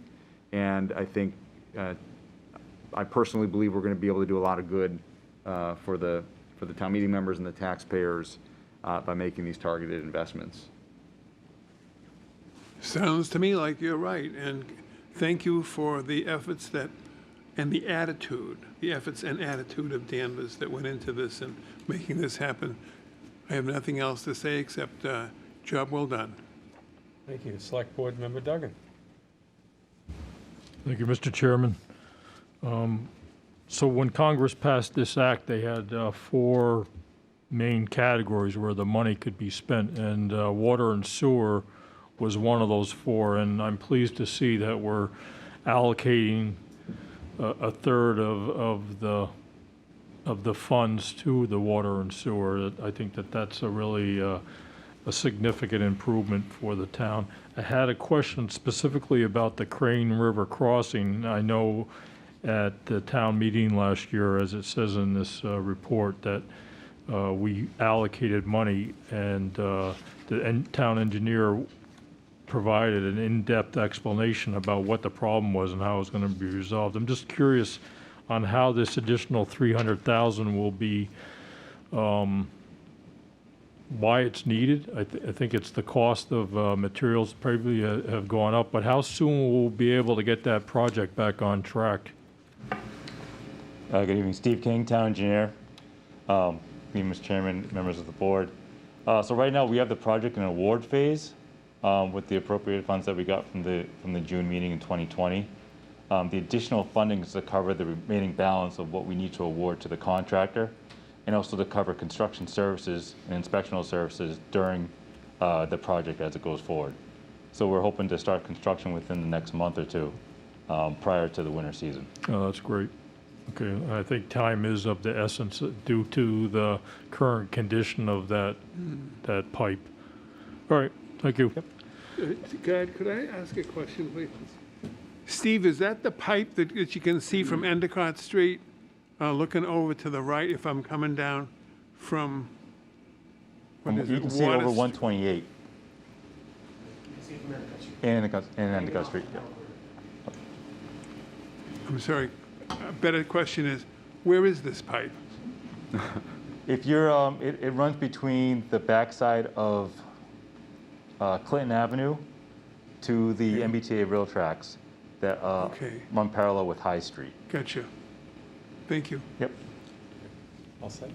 Yeah, I'm all set with the town engineer. I have a question about the economic recovery, or more of a comment. So we know back last year there were PPP awards given to a number of local businesses, dozens if not hundreds, and some of those amounts that were distributed, tens, hundreds of thousands, in some cases millions of dollars. And I think the objective from Congress at that point was to kind of maintain the workforce and not have to lay people off.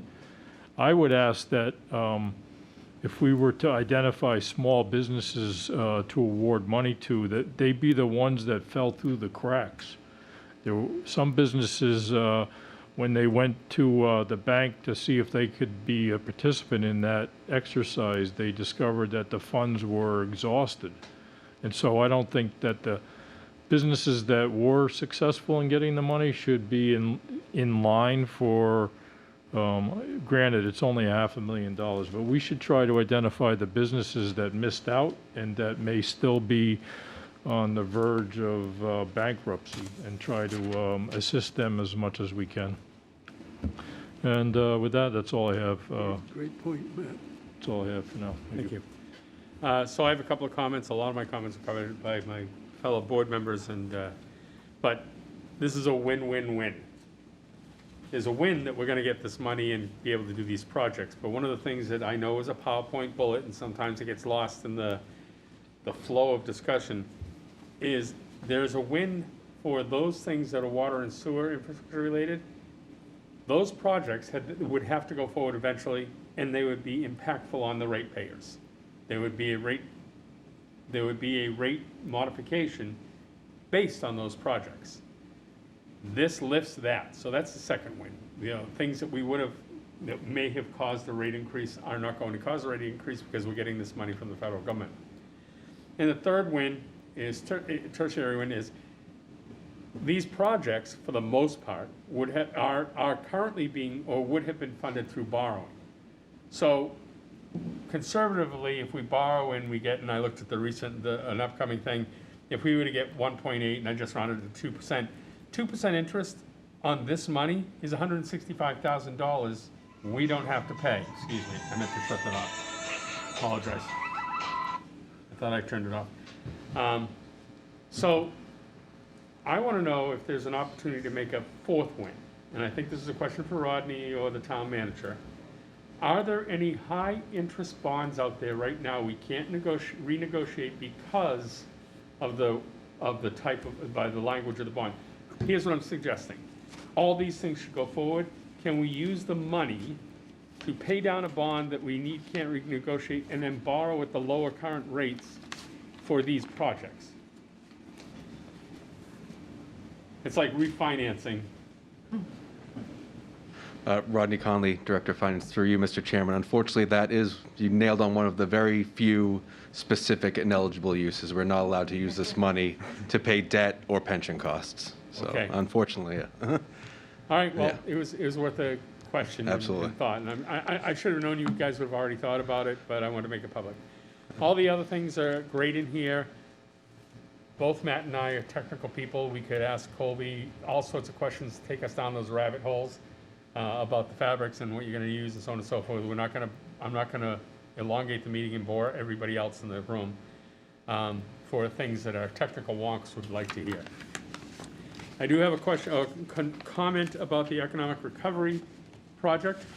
A couple of things is, I would suggest that in the representation, you might consider the community council, and you might consider Danvers Affordable Housing Trust. Right now, the Danvers Affordable Housing Trust works with the Community Council to provide funds so that they can administer an opportunity for people who are struggling with rent payments, utility payments, and some of the bullet items you identify as potential pain points. Through you, Mr. Chair, we did consider them as representation on the committee, but we wanted them to be able to apply for grants. And so we took them off representation on the committee to give them a chance to apply. Okay, great answer. Mr. Chairman, may I also, we sort of anticipated this would be the category where there would be the most questions and creativity. And I would strongly encourage board members to email thoughts, ideas, questions to Jen, because this is something we'll be coming back before this board as we flesh this out. And any input you have now will get us farther along in terms of bringing back something that's closer to approval. So. Okay, so, and I appreciate the thoughtfulness about that opportunity. I'll bring it back to the Affordable Housing Trust. I'm gonna suggest, not because this has been voted and discussed, but the Affordable Housing Trust probably would not lobby for money without a specific project in mind. And the projects in mind we would have would be a specific capital project, a specific home or whatever it is to build. We actually look to the community council to do that disbursement on our behalf. So yes, maybe they are gonna be an applicant. I would suggest that maybe the affordable housing won't be, and if, I'll talk to them at the next meeting. If we determine that we're not gonna be a applicant, I would then position that I would then ask that we be considered as a participant in that. The community council has a robust, they have a methodology of already gathering need. And the other people you may want to reach out is the Danvers Housing Authority, because they are often the go-to people for need in the community, especially serving seniors. They may be able to help or help administer some of this on your behalf. So, just a couple of thoughts.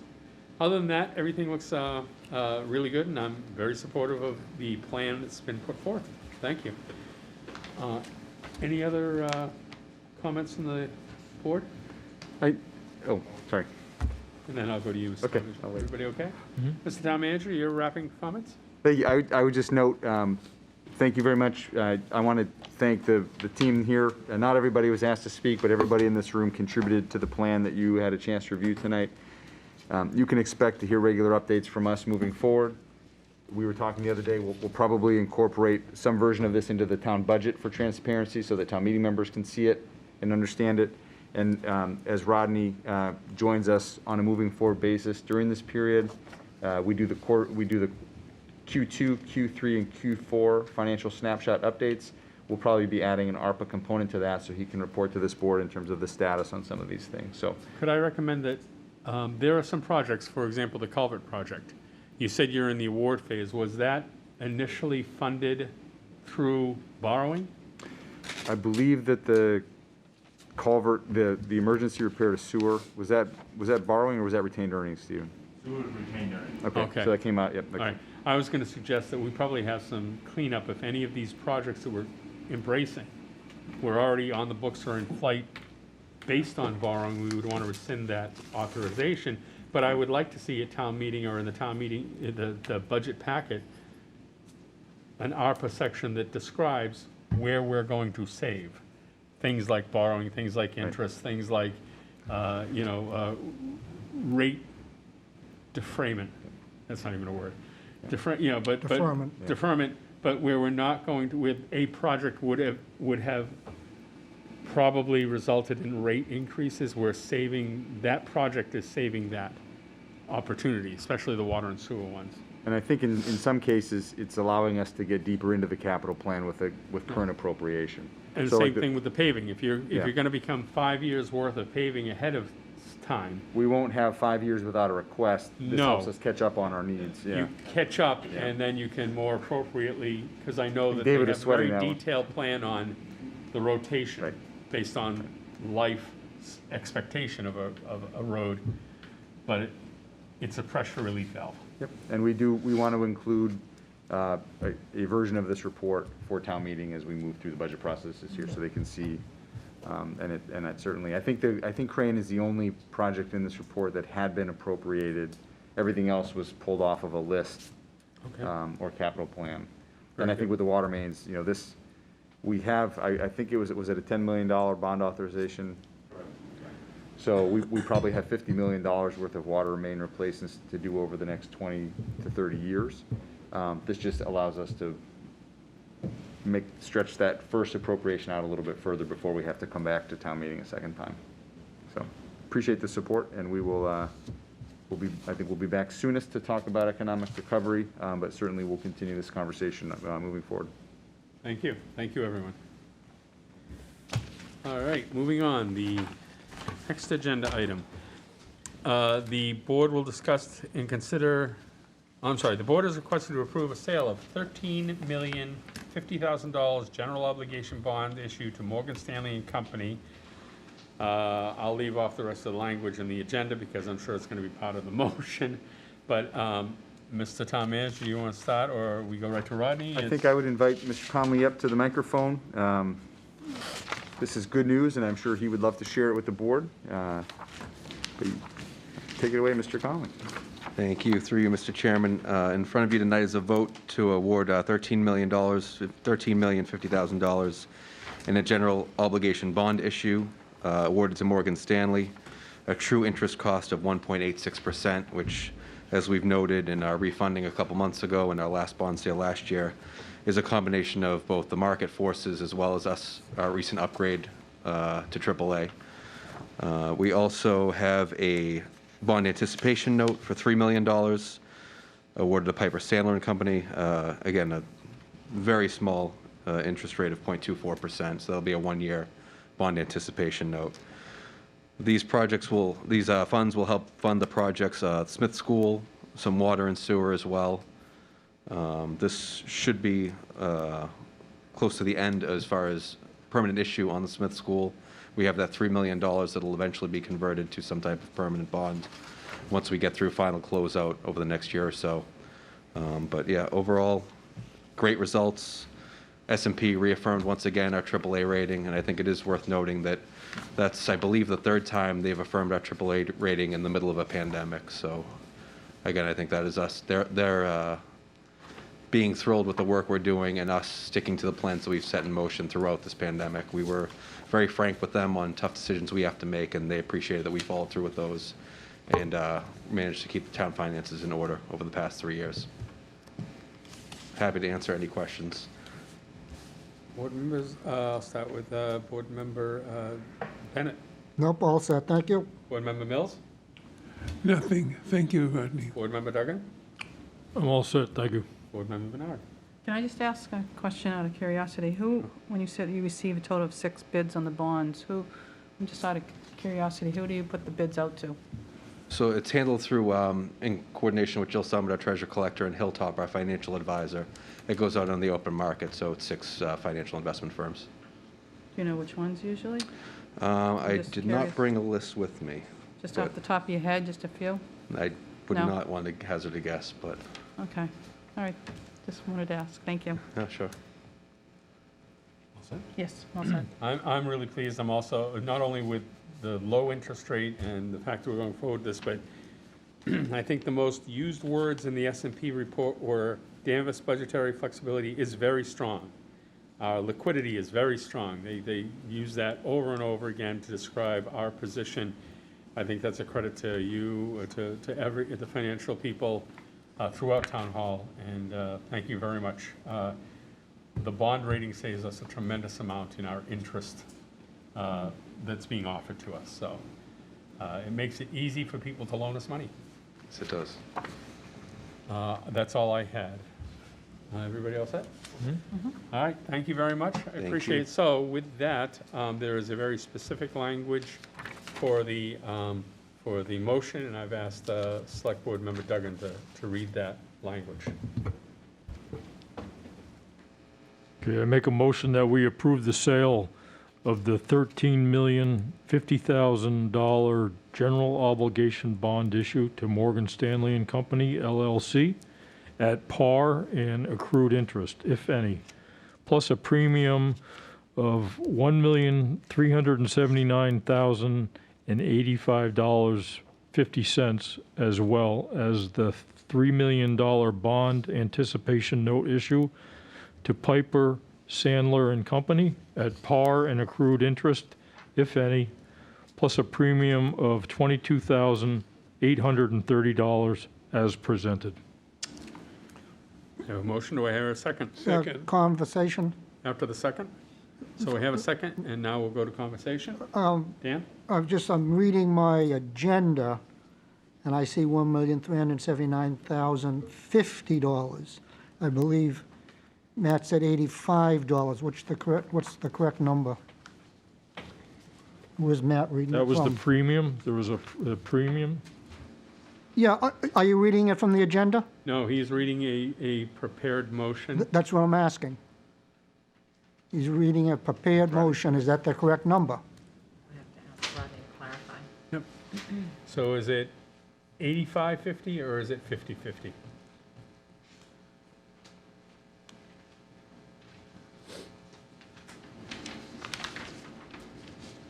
Matt, I wasn't suggesting you made a mistake. It's just that there's two different numbers out there. I noticed that as Yeah. well. The net premium amount is $1,379,085.50. Thank you. So the agenda was inaccurate. Correct. Yeah, The that's all. motion is Yep. accurate. Thank Any you. other discussion on the motion? All in favor? Aye. Aye. Opposed? Thank you very much. Thank you again to everybody in the financial departments for getting this done. All right, the town manager will review the board will discuss and consider a vote to adopt the fiscal year 2020 management compensation plan. Mr. Town Manager. Thank you, Mr. Chairman. You received with your agendas tonight a packet for me dated September 15th, 2021, subject being the management compensation plan for FY '22. For those in the audience and the members who have not been through the process, the management compensation plan in Danvers was adopted by town meeting in 1979, and at that time, they directed the town manager, the select board, and the finance committee to utilize a merit-based pay system for management non-union employees in the town of Danvers, and that system has been in place ever since. It went through a review, most recent review in 2018 with the aid of an outside consultant to do a position evaluation of all 60 of our non-union employees, roughly 22 of which are covered under this plan. And as part of that evaluation, we reviewed classifications of the positions, the ranges of pay for the positions, and we made some important changes to the way that the plan is implemented on a moving forward basis to make sure that we're updating the pay ranges based on COLA each year so that the plan doesn't compress over time, which is what had happened between 2002 and roughly 2018 when we went through the plan. We do go through a process where we look at cost of living with respect to inflation. Over the past 10 years, COLA in Danvers has almost perfectly mirrored inflation. From 2011 to today, it was roughly 1.92%, and we've averaged about 2% over that same period of time. So the plan, as it was recalibrated in 2018, should be adjusted for inflation on a moving forward basis, which ensures that unless the market itself changes dramatically, the ranges should remain consistent from year to year. The way that the process for the management compensation plan works is similar to the process that the board uses for the town manager, where management employees and their supervisors establish strategic objectives at the beginning of a fiscal year. And then those employees are, at the end of the year, measured against progress on those goals, as well as the 5 broad operational categories that sort of serve as the basis for all of the management positions we have in town: leadership and strategic planning, financial management, personnel management, general duties, and then customer outreach and community engagement. So at the end of the process, management employees submit a self-reflection to their supervisors. The supervisor then reviews their own notes with the employee as part of that process. I conduct those evaluations directly for my 7 direct reports. The other members of the team go through that similar process with their department heads. And then I meet individually with the department heads and in some cases the employees to go over the results. And the outcome of that is that adjustments to compensation are made based on the level of performance alongside any cost of living adjustment that's made for that particular year. So in the document that I gave you tonight, we note that a couple of things, and I'll just kind of summarize for those who don't have in front of them. This policy applies to 23 management positions. 4 of those positions this year were appointed late in the process, so they were not, they didn't have evaluations in place, so the compensation that they received for the current year was subject to the hiring process, not the evaluation process. So there were 19 employees who fell under the plan this year. We did offer a 2% cost of living adjustment to those employees, which is comparable to what was negotiated with most of the unions that have finalized their negotiations to this point. It's also consistent with past practice. Merit increases this year ranged from 1% to 2%, depending on performance level. We did update the salary ranges, which were included as an attachment. The cost to implement this plan is fully funded in the FY22 budget. And as noted, there are a number of market and pay equity adjustments that are made in this year's plan for some key positions, a lot of our finance positions, which is based on the market. The market is fierce for finance positions. We have a good finance team here, and so some adjustments have been made in the plan this year to reflect that. Our assistant utility director, who's been in his role for several years, there's an adjustment there. So the positions that are affected there are the town accountant, the IT director, the treasurer collector, the assistant town manager, director of land use, director of administration and finance, and again, the assistant utility director. And when we look at the results of the evaluation process, on the second page of the report, you can see historically the performance by year, FY17, 18, 19, FY20, there was no program because we were in the depths of responding to the pandemic, and then FY21 is the year we just wrapped up. And you can kind of track and see, generally speaking, the majority of our employees land between meets expectations and exceeds. Each year, a handful of employees achieve an outstanding for any number of reasons. Some may have to do with stepping into a new role and not missing a beat. Some may have to do with being asked to take on duties and responsibilities that were over and above what is normally expected. I'm going to pick on our town accountant this year, who was one of the outstandings, in addition to making sure that the audit was complete, making sure that payroll was processed. She was asked this year to navigate multiple federal funding programs related to COVID through the CARES Act and FEMA, and make sure that all departments were submitting expenses and that the town was submitting in a timely way all of the expenses related to those COVID costs so that we could be fully reimbursed.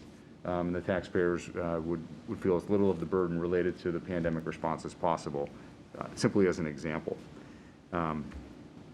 So we discussed some of the performance earlier this evening in our executive session. You have a list as Exhibit A of 27 work objectives. These come directly from the strategic objectives that members of the team proposed or had proposed to them and were included in their performance. So these are some of the areas that our management team was measured on throughout the year. And I think just in closing, before questions, if there are any, the board is asked tonight to essentially accept the results of the program. So the program was adopted by town meeting.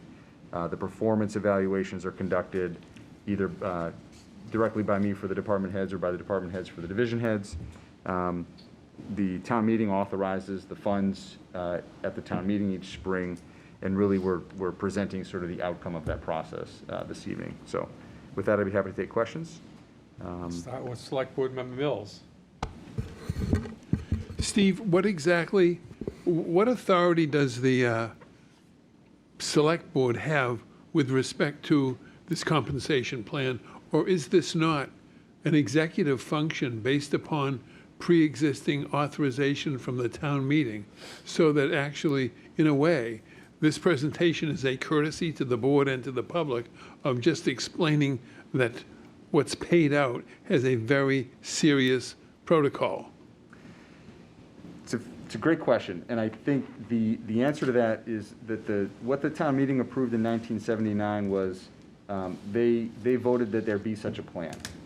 The town meeting doesn't vote on the specifics of the plan. The town meeting cannot, for example, I'm going to pick on David. The town meeting cannot make a motion to say that we should double David's salary or cut David's salary in half. That authority rests with the town manager. But the town meetings in 1979 declared we would like to have a merit-based pay system in the town of Danvers. The presentation that is made here and the acceptance by the board is not specific to any individual's performance. The board doesn't have the authority to change a performance rating, nor does the board have the authority to set the salary of a particular member other than the town manager. So to a certain extent, it's an exercise in transparency. It's an opportunity to explain the system and what goes into it, and essentially accepting that the system that's in place is consistent with what town meeting asked us to do 42 years ago. Thank you. You're welcome. Select Board Member Duggan? Thank you, Mr. Chairman. So we kind of did a deep dive, and this was new for me, but have gone through performance reviews for many years with the major corporations that I worked for, and I was dismayed to hear that the town doesn't have a comprehensive HR system where they can track all this information online. So, for example, at the beginning of the evaluation period, the employee would have the goals presented to them. They might be asked to get recommendations or reviews from people they work with, and then they would meet with their manager, kind of review to like a mid-year review, and then finally at the end. And then all that information would be collected and kept electronically. I think I hear the town uses paper to perform all that activity. Here's our HR system. So that's not really that's not really something that's state of the art. So hopefully it sounds like you have plans to upgrade the systems and using some of this ARPA money maybe. That would be a good use of it. So look forward next year to see something that's a little bit more current in terms of software. That's all I have. Thank you. Thank you. Select Board Member Bernard? Thank you, Mr. Chairman. To go with what Matt says too, I agree that there needs to be a better process. Just to let people know that, you know, I'm new to it too. This is something that, from what I understand, we have to adopt, we either adopt it or don't adopt it. We can't change it. We can't change, I don't know if we can discuss like how the categories are of the employees, you know, from the top to everybody in the middle. And we can't change any performance ratings either.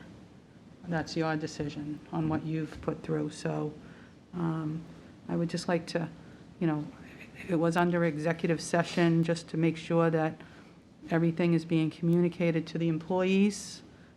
Clear communication is always the key on how they can get to that next level. And I think, like Select Board Member Duggan said, to have a better software. But then again, it is, you know, we want to make sure that we keep the employees that we have. We value them, and we want to make sure that we appreciate them. But this is nothing, we're only here to adopt it. So I think, from what I'm understanding through our executive session, is we have no choice. This has to go. Town meeting, for people that are out there, if you want to change this next time, that's something that we can talk about. Thank you. Select Board Member Bennett? Thank you, I'm all set. Yeah, I am too. Just a quick comment. This is, town meeting approved the program. The selectmen are approving the formula being used with no regard to the people or their salaries or their range, with the specific people. This says given salary X, they can expect a COLA of Y, plus, based on their merit increase, some other percentage. And this is really just us affirming that the application of that, we're affirming that we're going to apply the program and the process town meeting and the selectmen have already kind of worked through. So we're saying, based on the individual merit ratings that have come through, we're gonna now apply those to the calculation, and that's what we're gonna go forward with. So I'm in support of that. This was the expectation that was set with all the employees last year. If they were to read this, and they would know, and next year they know. It offers a stable manner in which they can identify how they can move up, how they can increase their pay and move up through the ranks by performing outstanding as opposed to not outstanding or fair or whatever the other categories are. So it shows the reward for hard work, and I can appreciate that. So I'm all set with that. Thank you. Mr. Chairman, make a motion we adopt the fiscal year 2022 management compensation plan. Second. Motion made and second. Any comments on the motion? All in favor? Aye. Opposed? Thank you very much. Getting down there. The board will receive the town manager's proposed goals and objectives for fiscal year 2022. So, Mr. Chairman, this will be very short. I'm going to pass down a document that I started to work on earlier this week. I'm sorry, Mr. Town Manager, before you go, I had a comment under Selectmen's comments, and it was for David and his team, and I'd rather have it while he's here, so if you'll indulge me just a quick moment. So, my comment on the new business, under Selectmen's business, would be this. I want to thank the town for being very responsive to customer service needs. And in particular, I had a fantastic interaction with a gentleman who moved to town recently, and he had two very specific questions. One was about the sidewalk in front of his house, and he felt it was in need of repair. And the other was about street lighting, because he lives across from a commercial building that well lit during the business hours, but as soon as that business closes for the night, it renders his street dark. He contacted me, I turned around and introduced him to Dave via email. Dave then went to his team, and they've already solved the streetlight issue within a week. They sent someone out there, they have analyzed what was going on, they saw that indeed it posed a public safety concern when it went dark, and put up a streetlight within a week. The sidewalk is a little longer solutioning because it has to be planned and so on and so forth. And I know Dave's going to say and I agree, it's a team effort. I just want to say what a wonderful customer, and the person got back to me, what a wonderful customer service interaction for a new town resident to feel they could just contact someone and things were handed off to the right people for action. So I just wanted to mention that, and thank you and your team for that service. Thank you. All right, thank you. Now we can move on to your compensation plan. I'm sorry. I'm going to give him a chance to flee it. Now you can flee. Now you can flee. So just briefly, I passed out tonight a document labeled FY22 Potential Strategic Major Objectives. The first third of the page talks about what a measurable specific goal is. The middle third of the page reminds the board what the 5 strategic objectives that we adopted for the current year were. And the bottom third is a beginning of a list for the board to discuss at one of the October meetings. So these are in no particular order, but the first would be working with staff and stakeholders to implement recommendations from the Welcoming Community Group report. The second would be continuing the work we're doing with the Public Works Garage in terms of figuring out what our consolidated or non-consolidated options might be. The third is working with local and state stakeholders and partners related to ensuring a sustainable assessment from Essex Tech on a moving forward basis. Fourth would be overseeing the launch and execution of the community grant program that we discussed earlier tonight. Fifth would be taking the preliminary legwork that was done by staff on the climate action plan and moving forward to make sure that we have staff and budget resources in the right places to advance that. And then last would be a holdover from last year, which is starting the discussion about a community-wide strategic plan. So I don't need any particular feedback on this tonight. The last bullet there is other with a question mark behind it, and I would encourage board members to email me or call me if you have other ideas. I'll provide an updated version of this at our next meeting for discussion with the goal of adopting it, hopefully by the second meeting in October. So for the new members, or to remind members, we'll have a laundry list. I'll certainly email you or tell you now that I'd want to talk about long-term water retention or water storage solutioning. And everybody's welcome to say what they think is a high point. And of the list we get, we will then, as a board, determine the 5 top priorities for the town manager to work on for next year. Doesn't mean the other ones aren't important or still things that he will work on. But these should be things outside the general nature of his normal job. For example, we wouldn't say prepare financial reports for town meeting. That's his normal work. But if you can think of things, focus areas you would like the town manager to work on, please email him for next meeting, where we will together decide the top 5 that we want to evaluate him on the following year. While we're speaking about evaluation, the town management's evaluation of his fiscal year 2021 efforts, based on the key items that we have in the middle here, will start next meeting. I'm going to ask board members, so in the past, sometimes it's been a group of people, sometimes it's been the chair. I would like to participate, and I'm going to ask if there's another board member who wants to participate in that evaluation process. Anybody? Can I clarify for those who haven't been through Yep. before how it's worked historically? So I'll prepare for our next meeting a memorandum which includes the form that was adopted last year, some materials related to the year we've had. Individual board members complete an evaluation, which are then turned into either the chair or Ann in my office, and those get aggregated. And the aggregated results are what the chair is referencing. Historically, either the chair has met one-on-one with the manager to do a preliminary review of the results.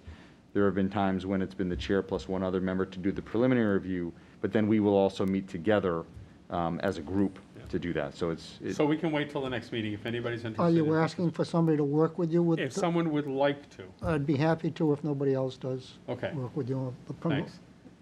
Thank you. All right. That's probably a couple of meetings away. We'll distribute the forms and get them back and, coordinate that. But when we do finally meet with the results of the town manager, Dan and I will meet. And then as a board, we will vote on the recommendations. Anything else on this subject? Nope. So this will come back around at our next meeting. Very good. The town manager will report to the board on various items of interest. So I'll check the first one off. That is that I'll get you guys materials related to my evaluation for the October 5th meeting. I'd mentioned briefly, you did receive a copy of the report that Mr. Conley referenced, which is the town's most recent credit rating. This document, along with the official statement that is prepared when the town issues debt to the financial market, are both excellent reads for anybody who wants a kind of a quick snapshot of the community. These are all on the website, but the credit rating and the official statement do a nice job of summarizing the town with respect to its financial positioning. So you did get a copy of that. You also received, I believe tonight, a brochure. We're having the ribbon cutting this coming Saturday. Rain or shine? Rain or shine at the Smith School. We'll have some dignitaries there. We'll have representatives from the Mass School Building Authority there. We typically wait to do the ribbon cutting for a week or two so that the teachers and the students have a chance to ease into the building and make sure that it's going to work. We don't want it to fall down. And it is a beautiful facility, and it should be a nice event, and all are encouraged to attend.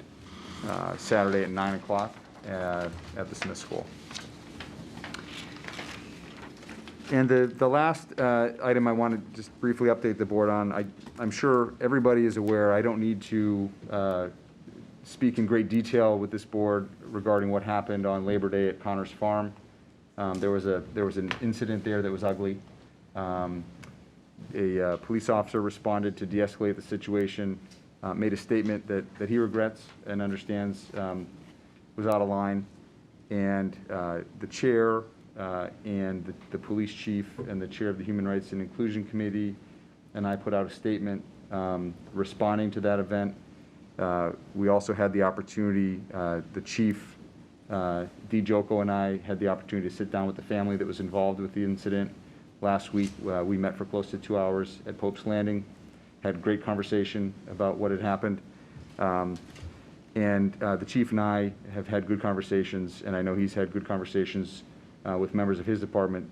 There's openness to engage in training and education, which dovetails with the report that this board accepted back in April in terms of making sure that the organization, the community, is positioned to be responsive to the needs of everybody who lives here, works here, or visits here.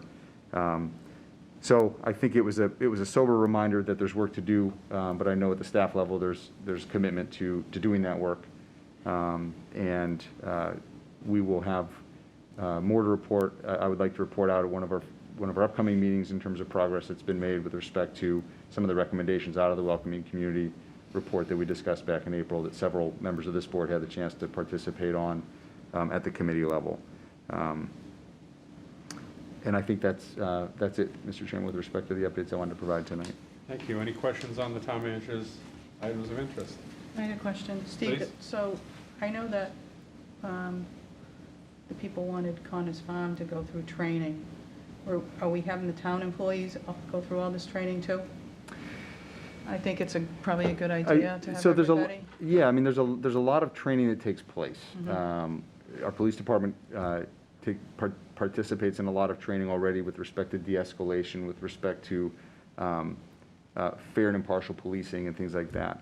Part of what came out of the work that we did last year was not just the basic training, but having conversations. So, we had a lot of dialogue in our community working group, and a number of the participants at the end of that process said it would be great if we could have these same conversations as a community, with members from the community. So the short answer is that there's training to be done, not just for the police department. We want it to be offered to all town employees. Training is not punishment. I think that's a key that we want to keep reinforcing. Training is an opportunity to learn. It's an opportunity to have conversations. It's an opportunity to grow. And so yes, the short answer is yes, on a moving forward basis. The specifics is part of what we need to flesh out, working with the Human Rights and Inclusion Committee, working with the police department to find out what their needs are, what are their interests, and then the position that we started talking about earlier this year, in whatever shape that position takes, to make sure that we have somebody to help guide these conversations so that we can make them productive and meaningful. Great, thank you. All right. Thank you. Motion to board- accept the consent calendar? Thank you. Motion made Second? and seconded for the consent calendar. Any questions on the motion? All in favor? Aye. Opposed? Thank you. We will move to the correspondence, select board new business, previous new business, updates, and select board closing comments. I'll start with select board member Mills. Thank you, Mr. Chairman.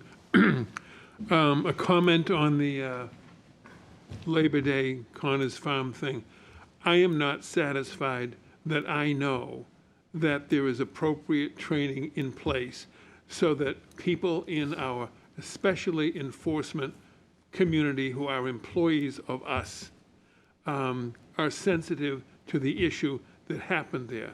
But I will accept the town manager's representation that he is confident that what is going on by way of training is going to be effective and helpful, and I'm just going to trust the town manager on that. The second thing I want to just mention, when I was in junior high school in 1953, Chuck's Restaurant, of course, didn't exist. It was Cal's Diner. And then it was a very important place for young people to meet after certain junior high school events, like the Friday night canteen dance. And then I think that Cal's Diner became Chuck's. And then Chuck's became, became Wasn't it Spalding's? Spalding's. Yeah. and then it became Chuck's. Now, I don't know how long Chuck's was there, but I know this, that a lot of my constituents in Danvers, especially people in their 70s and 80s, loved Chuck's. It was a welcoming, lovely place, and they miss it terribly. And we got a letter to the board from Mr. Karazuma's representative turning in their liquor license. But I didn't want that to go by without acknowledgement that I don't know how long he ran it, but he ran it very well, and it was a very safe and holy place for a lot of people in Danvers. Thank you. Thank you. Select Board Member Duggan. No, I don't have anything. Thank you. Thank you, Select Board Member Bernard. Thank you, Mr. Chairman. Once again, the Danvers Housing Authority, masks are required for everybody that's listening out there in the community rooms and the laundry areas regarding of their vaccination status, based on the recent CDC and Mass Public Health advisors recommend that older persons with lower immunity to wear the mask indoors as well. Matt and I both attend the Rail Trail Committee with the biped bench installation. If any, they're always looking for volunteers on 9/24 and 9/26. All are welcome. You can see myself or Matt or Paul McNulty.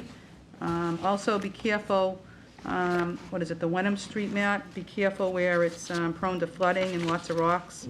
It's going to be a priority for the Rail Trail Committee to repair, so if anybody's along there, be careful. But that's it.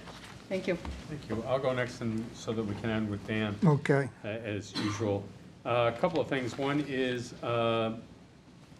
with respect to Connor's Farm, and actually we've had two incidents of a racial nature in the past 6 months. I want to thank the town manager and the other parties involved in a quick, thorough response.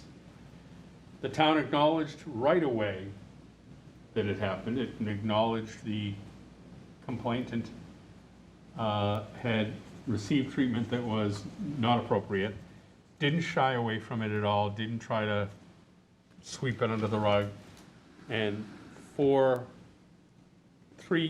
department heads and 3 leaders, and plus myself, immediately put out, within hours put out a press release acknowledging the responsibility the town has to the situation. And I think that's important. I think it's important to stand up and say, this was wrong in our community, we do not accept this, and we take responsibility for our part that we've played in it. So I just want to thank the town manager and the chief for taking leadership and in acknowledging where we will do better in the future. This week, I attended a Affordable Housing Trust meeting. At that meeting, we were discussing the upcoming 2020 census release. We're doing some planning where we've actually scheduled some location visits for town-owned properties. We discussed them with the board previously, a couple of those sites. So no one will be surprised that we're just going to do a field trip and look at them and see if there's any opportunity for the Affordable Housing Trust to work on a project. I also attended the River Committee where we received the first of several reports on the public access rights and responsibilities to the waterways along various points that we had previously discussed. This was an issue previously identified, reaffirmed by Andrea Daly 6 or 7 months ago, I can't remember exactly. We received a grant that allowed us to do survey work and investigation work about these particular spots, which ones we own outright, which ones we have a easement on, which ones we may or may not have any say in. And the first 3 were discussed. The remaining ones will be discussed over the next couple of River Committee meetings. I've asked Chris Sanborn in his role to then prepare something for the board so that you would all understand the result of those efforts, which ones we're taking action on and the action we're taking, which ones we won't be taking actions on, and why, so on and so forth. And to that end, Mr. Town Manager, can we start, and I had suggested or recommended that we start adding a board or commission to our meetings as an agenda item to describe what they are doing. For example, it could be the airport commission, it could be the welcoming committee, it could be the, whatever one you would want to start with. But I think there are new members and audience members who would like to hear what that board or commission is actually doing. What their plans are, what their current, direction is, and how they serve the town in their volunteer efforts. So you can choose whichever one you want for the next meeting and start adding them as agenda items. I'll raise that with the department heads and then work with Ann to put together a schedule of some sort, so we Great. can start rotating. That's a great Okay. idea. Those are the comments I have, and I'll leave it to Select Board Member Bennett to close out the meeting after his comments. Thank you, Mr. Chairman. So at our last meeting, we had an update from the Land Use and Development Committee, or whatever they call themselves these days, and they updated us on some of the warrant articles for town meeting, and I got a copy of the articles that will be on the town meeting floor. Some of it is duplication, and I have some follow-up questions for them, and for the town clerk, you can have this, so you don't have to scribble notes, and I'll give you this afterwards. But in here in Article H, Plan Developments, there's something called a Plan Development Review Committee. Anybody aware of that? The members are the Select Board, the Planning Board, and the ZBA. Okay. So I'd like to get some explanation, and the procedure is 24.3. Are you saying you've what's that missed mean? all those meetings so far? Second is Section 18, Character-Based Zoning District 18.2 Application. So there's language in there that says when zoning bylaw conflicts, then regulations in the CBZD bylaw shall prevail. So I'd just kind of like to get some examples of when this may occur, because in the subsequent language, it tells where zoning bylaw prevails. And it seems it covered streetscapes, a lot of different items. So that first paragraph, I don't know if it's confusing, what it's trying to say, so I'd like to get a clarification on that. And it says, existing single-family, two-family homes conducting routine maintenance. So what is routine maintenance? Including additions are not subject to what? And CBZD design standards. So I'd like to get an explanation of what routine maintenance is. Doesn't seem like, to me, maintenance includes additions, but it's not subject to, and again, to what? Not very clear. Planning division. When did we get a planning division? 18.3. This is another new group. Section 30, special permits. Number 4, conversions of houses into apartments is crossed out, completely eliminated. And then under section 40.4, dwelling conversions are lined out as well. So we're eliminating the potential of houses that turn into apartments, but this seems to conflict with 30.2.16, multifamily affordable provision, which was established for the purpose of increasing the supply of rental and ownership housing. So I'd like to know what happened to conversions, and if we can't have apartments, how can we increase the supply of rental housing? And then lastly, Article P, the Maple Street Owners Petition. You may want to check the spelling of petition, but are those owners still in favor of us going forwards to town meeting for them to do that, fulfill that petition? Have we checked with the attorney and the owners? I believe she'll be attending one of the hearings to address I'm it. sure Yep. you're doing it, but I like to make sure that we don't get to town meeting and one of those owners says, oh, I'm not interested. because there's 3 of them. So So that's, nothing's lost in the translation of paper to paper. Could you send an electronic copy of that to the town manager and Aaron, well, this, of your list? I Yeah. can scan this, I'll date Oh, and scan okay. I this. just gave it to him. Very good. Okay, I do have it if you want it, but No, you can that's do fine. it. Yep, I want it. you want it? Okay, I didn't bring enough copies, I Oh, apologize. you don't have to give it to me now, you can I send can it. copy it. You'll get a copy. Okay, so that's great. Appreciate the follow-up on that. Interesting reading.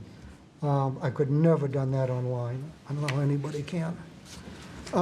Veterans. I got an email from Dick Moody, and I was trying to find it, but it kept beeping, I couldn't find it. At the high school football games for 4 events, I think they're going to ask any veterans that are sitting at the 50-yard line that they'll recognize them.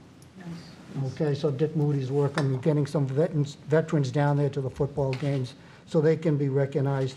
And on that note, when you see a veteran, please thank the veteran for their service. And I'm all set, Mr. Chairman. Thank you, and with that, I'll close the meeting. Thank you very much. Thank you, Danvers.